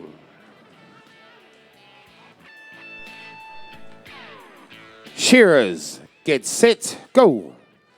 Thank you very much to our open wool handlers for getting up there quick, smart, getting organised, getting ready. We have Sarah Higgins on stand. Now, table number 1. Sarah was in that group of wool handlers, that group of shearers that set a record just not too long ago, sure over 2,000 sheep. Wonderful effort from those young ladies. Rachel Hutchinson from Australia, table number 2. You watch these Aussies, they have a little bit of a different system, but they are very, very efficient with their wool. Hi, look, welcome back. Heat 9 of the open wool handling heats, and you've certainly got a heck of a lot of action out there. We've got Sarah Higgins, and she's probably more renowned as a shearer. You've got Rachel Hutchinson, love it when the Aussies come, and they come with everything. Penny Kerekere, who a coastie girl, and she's another one who's a great supporter. And next to her, also from the coast, Lenore Smith.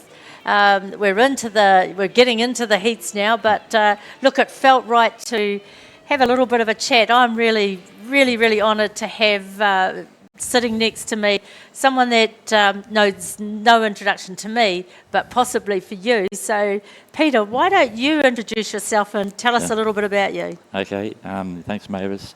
Pete McKay's my name.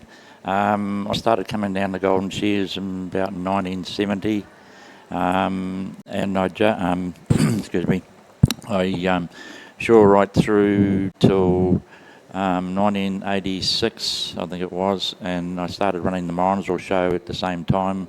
And my wife and I ran that for 18 years. And then I came back down here in 89 and 90 for the goat shearing invitation, and shot straight back to run the Minesville show on the Saturday morning after that. And no, it's been great competing down here, and had the privilege of 2013 of being asked to judge back down here. That was really really awesome after all those years of competing, and then to get asked back down here for judging. Yeah, so Peter, you actually won a title here, didn't you? Yes, I won the goat shearing in 89, and the veterans in 2015. Yeah, so how cool is that? And you keep coming back. Look, I know things have changed since those early days for you, Peter, because now look at us, here we are watching the open wool handling. What's your thinking about all of this? Oh, everything's changed since way back in the 70s, and more streamlined, and Golden Shears is a feather in the cap to the way they run things down here, and it's just awesome. Yeah, isn't it awesome? And look at the skills. I mean, because you're a blade shearer too, aren't you? No. You don't blade? Russell Knight, he does a bit of blade. Yes, of course. Russell's name always comes up. Yeah. Okay, but you've been in the game. You've seen the way wool handling has started to take its place. Yeah, definitely. In the competitions. Yes. Yeah, and the wool pressing as well. Yes, it's great to have a combination of everything here all in the one stadium, and it's just awesome. Yeah, it is awesome.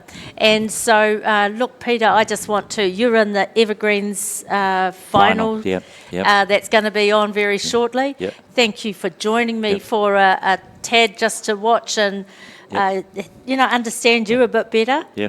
And we wish you all the best. Yep. No, and we look Dave. forward to seeing you next year. Yeah, you're right. Yeah, Yep. great. Thank you. Thank you. So, look, what we might do, we might just stay here, Peter. Why don't you help me? Just let's watch these wool handlers. I'd love to have your commentary on, what you see and how you see it. Isn't it amazing, the technology where we can actually almost be right on the stage with these competitors? It is. It feels like you're right there in the front row with the cameras, everything. That's the right. Technology is amazing, yes. So this is Sarah Higginson we're watching here.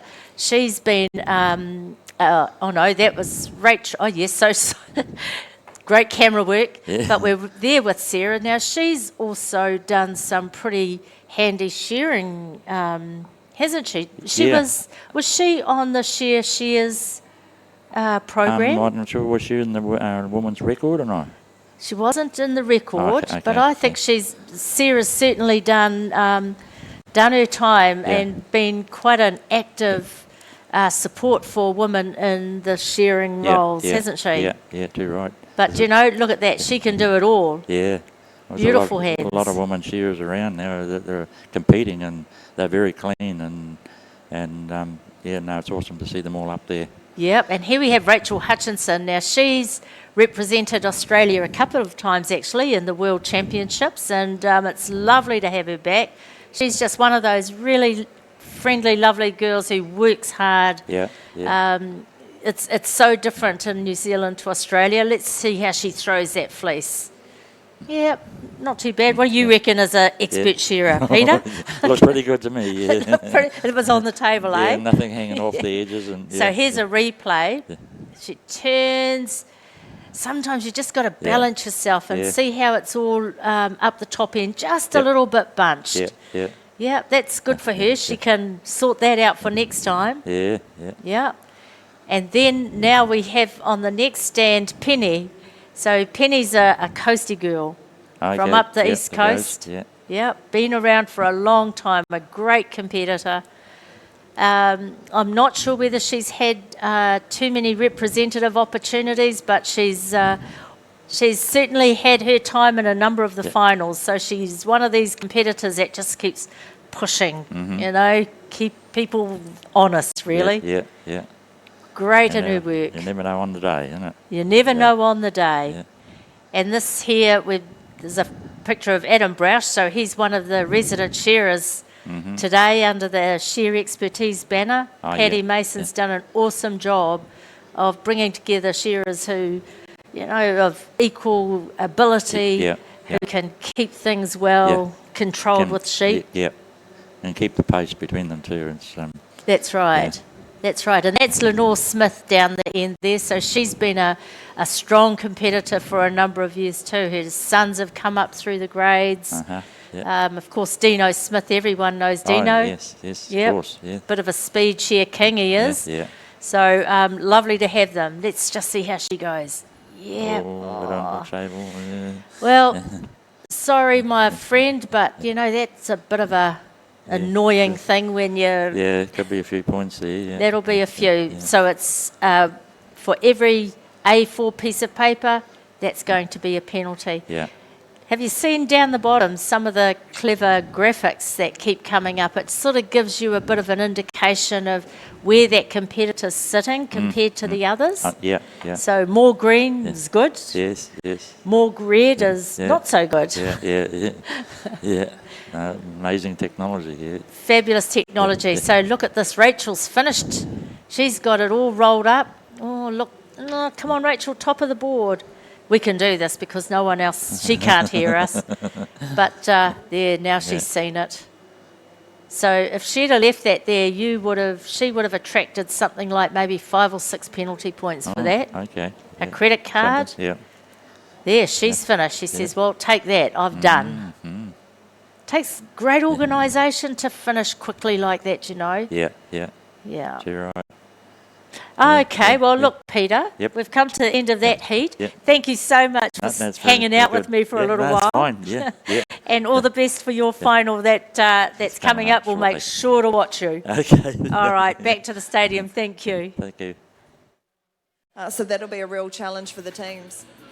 Oh, it'll be awesome. It's always good when the Australians come over. We treat them very, very well here. We try not to eat them, so they're treated very well. But here we go. Sarah Higgins, her time is nearly taken. She's just pulling out those longer bits away from all the second cuts and stuff. They go into their own little basket as well, their own little process, and she'll put her hand up.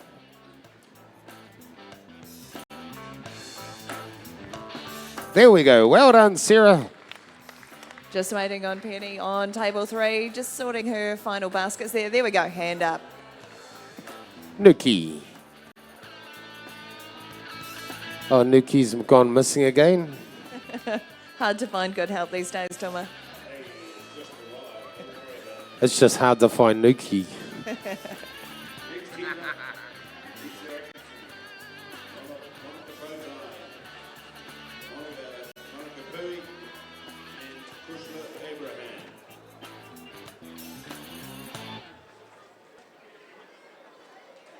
Heat 11 following that will be Ronnie Goss.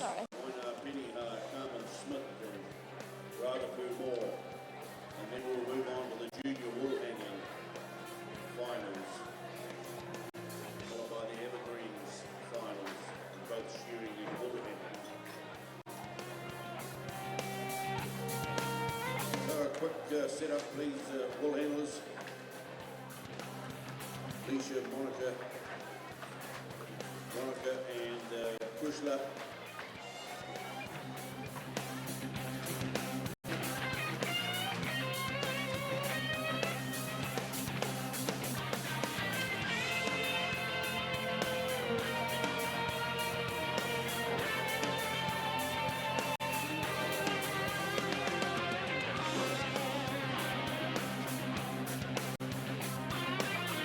Shear Expertise are the sponsor of the Open Woolhandling. What a wonderful amount of entries we have had this morning. 11 entries, 11 heats. I think we're going down to the top 12. Don't quote me on that. Right, I'll just give you some weights from the last heat. So Tawhitu Brown and Cody Lambert. So we want the 160. They did 164, folks. So that was well done to that crew. And we had Denise Langlands and Catherine Maluli. And it took them a while to pull this down, the pair of them, of course, didn't it? And at 168.5. So too many coffees this morning before they turned up with their plate of porridge.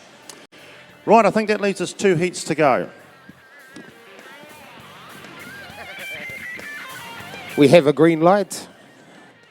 We have a green light. We'd love to see that green light, Gerald. We may need another set of baskets and stuff because I think that's where we're getting slowed up a little bit is with these baskets. The open wall handlers are not taking much time to set them up. I might just get this started while you're there, Tuma. So on press 1 here, we've got Hegi Tohungaroa and we've got Ray Tuman King. Down here, we've got a couple good shearing mates from Pongaroa area, Callum Pritchard and Caleb Nelson. Presses are ready. Judges ready. On your marks, get set, go. Thanks, Tuma. Okay, this is for the wool handling. Timekeepers ready. Shearers, get set, go. Well, Rowena, we're coming down to it. We've got one more heat left after this. Table number 1 from just up the road, a little place called Ekitahuna, we have Alicia Atkinson. Table number 2, she co-commentated yesterday down in the pressing arena. She'll probably go back down there after this. She's from Milton, Monica Portai.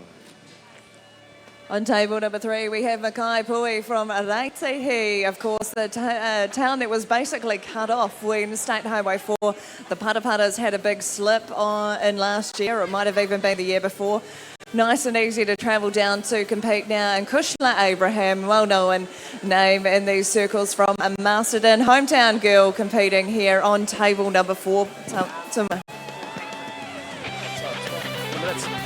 Well, we have the shearers stepping up the neck. They got to get that medullative fibre out from around the head and the cheeks. Then the shearer will start dropping down to the long blow. The wool handler realistically should be going behind the shearer. See if there's any wool there. If there is any, get rid of it. The shearer should be shearing on a nice clean area, so there's no cross-contamination of anything. Then once the shearer turns to the last side, that's when the wool handler can start setting up the fleece. So these wool handlers, it's all about repetition.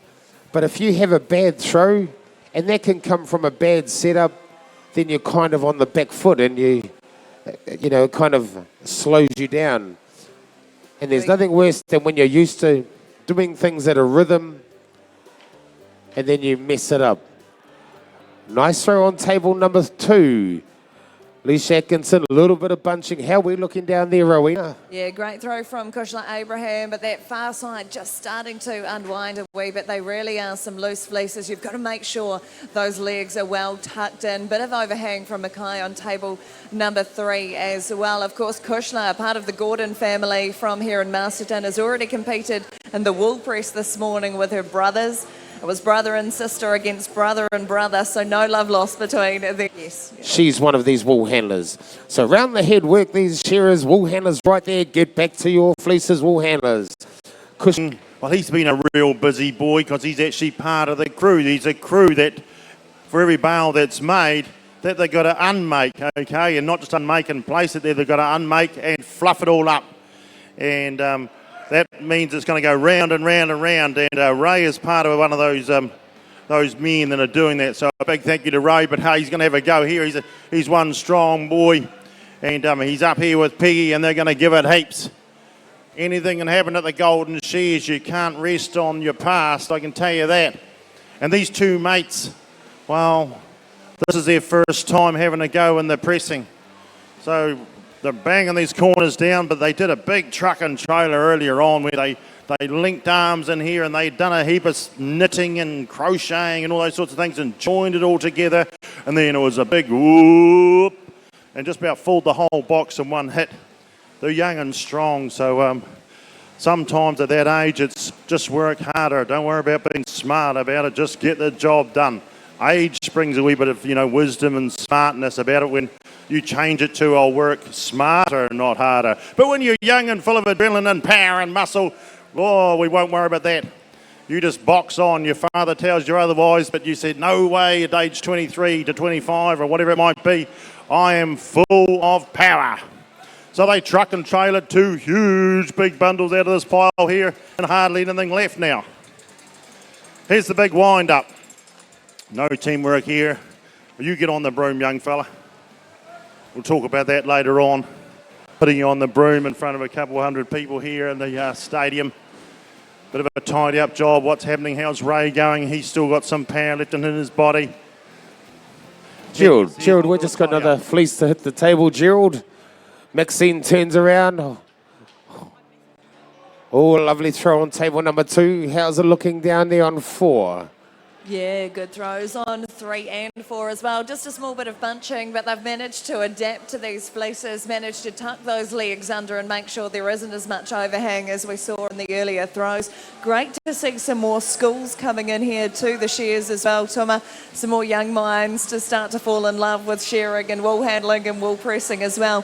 But as you were saying, Tuma, about how these athletes are making their way around the table, it gets me to thinking they must be pretty good in a kitchen as well, because they're so used to juggling so many different things, knowing where they're up to on their fleeces, knowing where their shearer is at, jumping back and forth between the two, a bit like putting together a 5-course meal.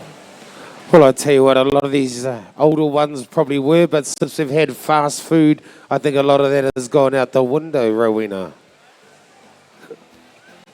So here we go. We've got Monica Portai working away. Look at her hands, really putting in that grunt. Maxine Pui here on table number 4. Roll-up time. That's the way, Maxine. Keep the hammer down. Keep it going. Kushla Abraham gives the table a bit of a bang. All the second cuts fall through to the ground underneath the table, and that's where we want them. We do not want them in that fleece wool. Leisha Atkinson, roll-up time for her. Nice, tight, compact roll, Leisha. Ooh, it might be a little wee bit loose, but she's happy with it. She's an experienced wool handler. And this is the last fleece, Rowena. Let's see how these wool handlers go. Yeah, indeed. Here we go. Last throw for Monica on table 2. Not too bad. Just a bit of bunching, though. A lovely throw from Mackay on table 3. A little bit of overhang for Kushla on table 4. How are we looking on table 1, Tuma? Table 1, the front legs, both front legs come over the side. It's not a big deal. Leisha Atkinson, very, very astute, a very focused wool handler. She's just working her way around. Leisha, keep it going. Monica, come on, Monica. I hear a lot of support for you. Let's get in. Let's make it into that quarterfinal. We're taking through 16. The top 16 will go through into a quarterfinal later on this afternoon. Maxine, you've had a fairly good day, fairly good morning here this morning with your wool handling. But it's Monica Portai. Roll-up time for her. Come on, Monica. I can hear the support. Is anybody here from Ekarahuna? Make a bit of noise for Lisa. Come on, Lisa, get the broom in hand. We got Maxine Pui. She's upping the tempo. Masterton, Kushla's down there, table 4. Get in behind her. Rowena, this is how it should be. Yeah, nice fleece roll up there from Kushla. Now she's going to make sure the clean-up is nice and efficient as well. Quite a lot of work to do there under the table when we look and see that your end of the course is a lot closer to finishing, Tuma. Here we go. Here we go, Monica Portai. Her hand is up. Lisa's not too far away. There we go. Well done, Lisa. We've got Maxine Pui down there, table number 3. Finishing touches for her. There we go. Put her hand up like the old John Travolta in Staying Alive. Kushla just raises the hand there, and that's where we see at the end of the competition all of the work they've done on the way through, making sure things are as tight and as accurate as possible really comes to fruition. Just one more hit to go. Hit 11. Ronnie Goss on the front stand. Penny Andrew Smith. Right, big ball.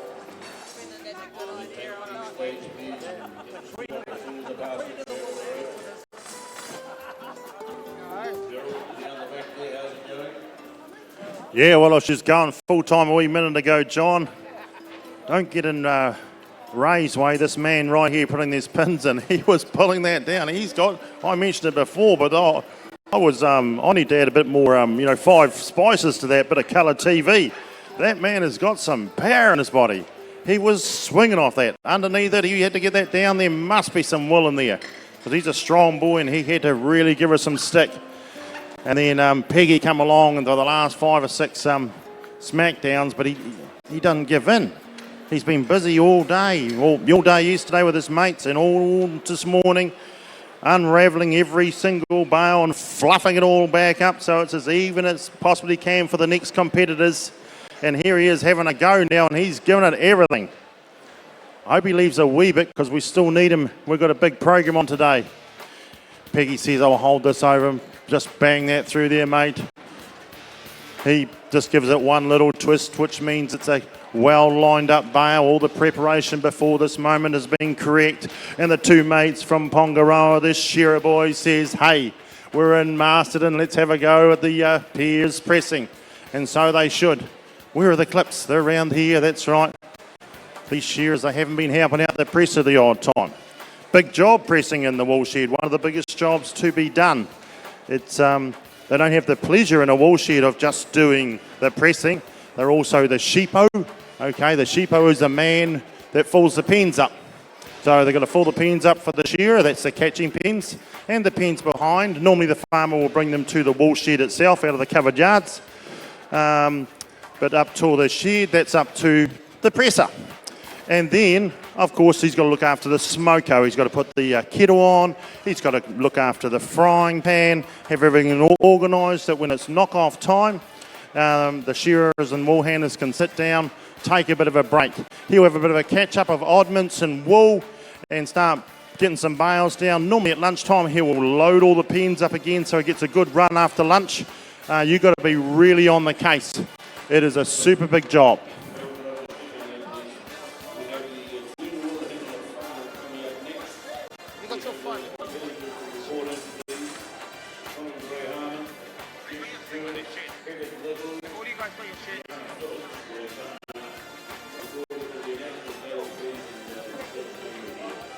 Okay, we have a green light for the wool handling. This is for the wool handling. Last heat, 11 heats of sheer expertise, open wool handling, elimination heats. Timekeeper ready. Shearers, get set, go. Can we have all novice pressers, please? All the ones that want to go on the novice pressing to report here now, thank you, to the table. Okay, you'll know who you are. Who we got there? We've got Bruce Grace, Topia Barracliff, Quinton Miller, James Noble and James Prestige. Well, Rowena, I'm just looking down the board at how these wool handlers have set up their bins. None of them have got the same setup. No. So they've all got a very different pattern in their heads of where they want to place everything. And also, on a similar vein, how they set up their tables. Some of them have them straight in line with them. Others have them on a wee bit of an angle, as we see here on table 4 as well.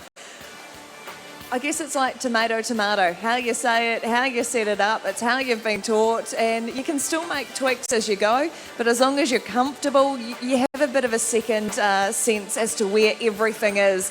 And it's only if it gets out of place that you get in strife. Yes, you're dead right. That is a very good way to put it.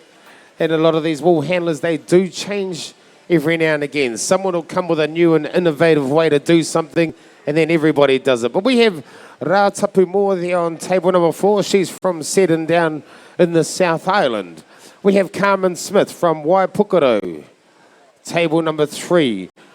Waina Peniha, local lady Masterton. Haven't seen Waina for a while, but lovely to see you.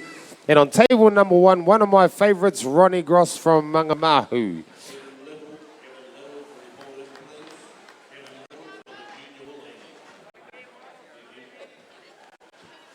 Well, Ronnie Gross had a near perfect throw. I see the judge, he's looking around, but there's nothing to look at, Miles. Here we go, table number 2, Waina. Little bit of a bunching up the top of the fleece, nothing too severe. Carmen, how was Carmen's throw? Yeah, great throw. Just a tiny bit of overhang. That front leg just sneaking out very slightly, but again, only very slight. It was an excellent first throw. And also from Ratapu on table number 4, she had an absolute honey of a fleece, well tucked in, and she'll be very pleased to get that one under her belt and start making her way back to the board to kind of clear as she goes with her shearer on sheep number 2. I'll just dive in there for a wee minute. So the last lot of bales to be weighed, because I'm getting queried from the audience, which is really good. So people are showing a lot of interest in the all the great activities that are going on here. So that's Callum Pritchard and Caleb Nelson. So they're on this press here, those couple young, strong, strapping lads. They've done a 148.5, okay? We were lining up 160. So in that case, they're going to lose a few points due to it's a lighter bale, so it's an easier run. Then we've had Peggy Toa Garona, and it was Ray, of course, and you would have saw Ray swinging off this thing here, right all the way down there until Peggy turned up to give him a hand. And there's a reason for that, because they did a 165 kgs, ladies and gentlemen. So that was a really, really tight bale. So well done to them. Back to the wool handling. Thank you. Okay, we have our second fleece coming off the board. Ronnie Gost. Ronnie just made an exhibition with that first fleece, just rolled it out. She was like a shearer. A little bit of overhang, a bit bigger fleece that one, so a little bit more work. Waina. Lovely throw, a little wee bit of overhang. Anything the size of an A4 sheet of paper is 1 point. So she probably lost 3 or 4 points there. Over to table 3, Carmen. Possibly lost a few points as well. A little bit of bunching and 1 bit of overhang. And Ratapu just with a wee bit of overhang as well, with that front left shoulder making its way off the table. But again, it doesn't matter. They've got their plan. They're sticking to it. They're into their work without giving it a second thought.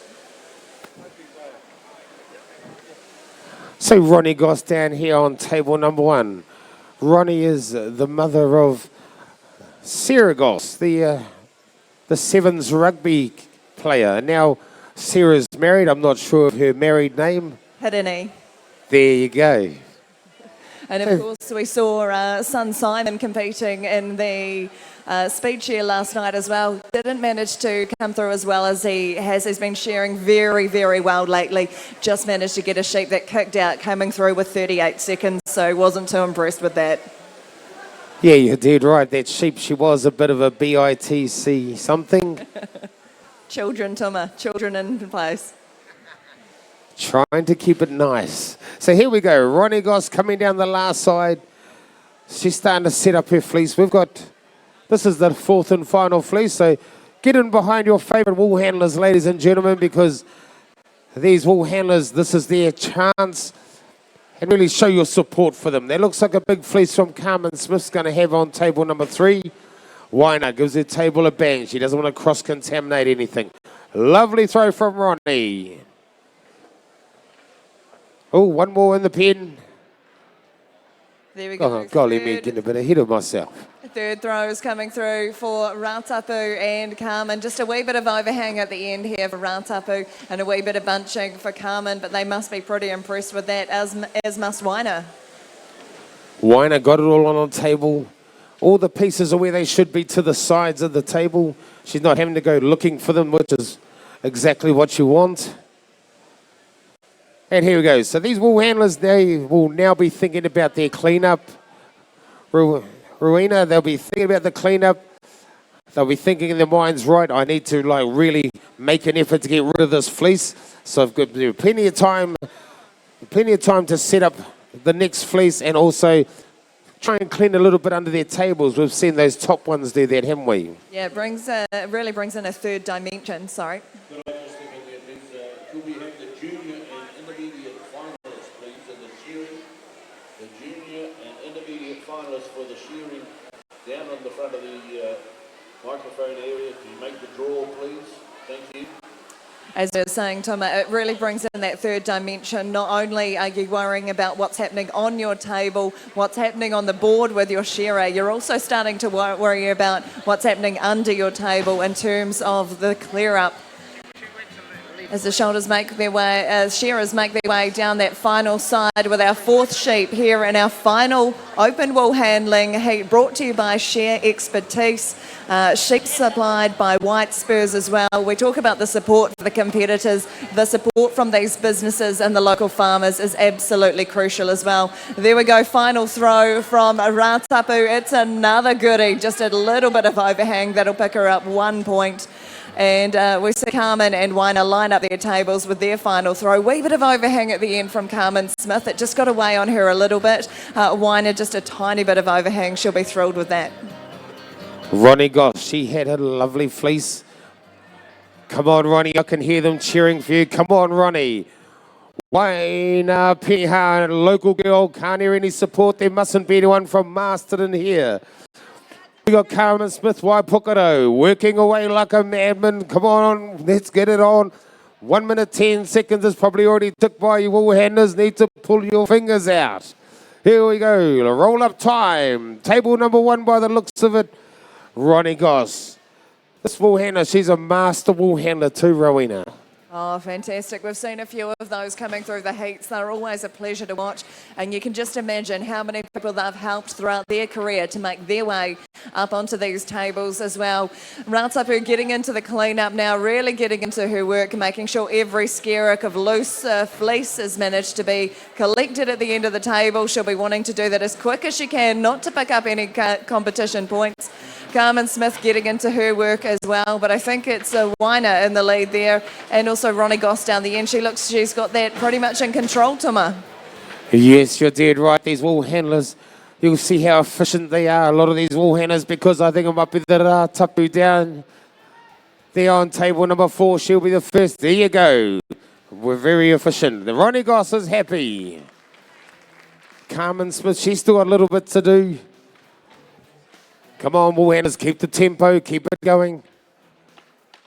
Carmen, she's sucking in a few big ones. Lifts her table. Well done, Waina, local lady. Carmen Smith's going to have the final say of these open wool handlers. Sheer expertise. Well done, Carmen. Give them a hand, ladies and gentlemen. That's the open class. You will not find any better anywhere else in the world.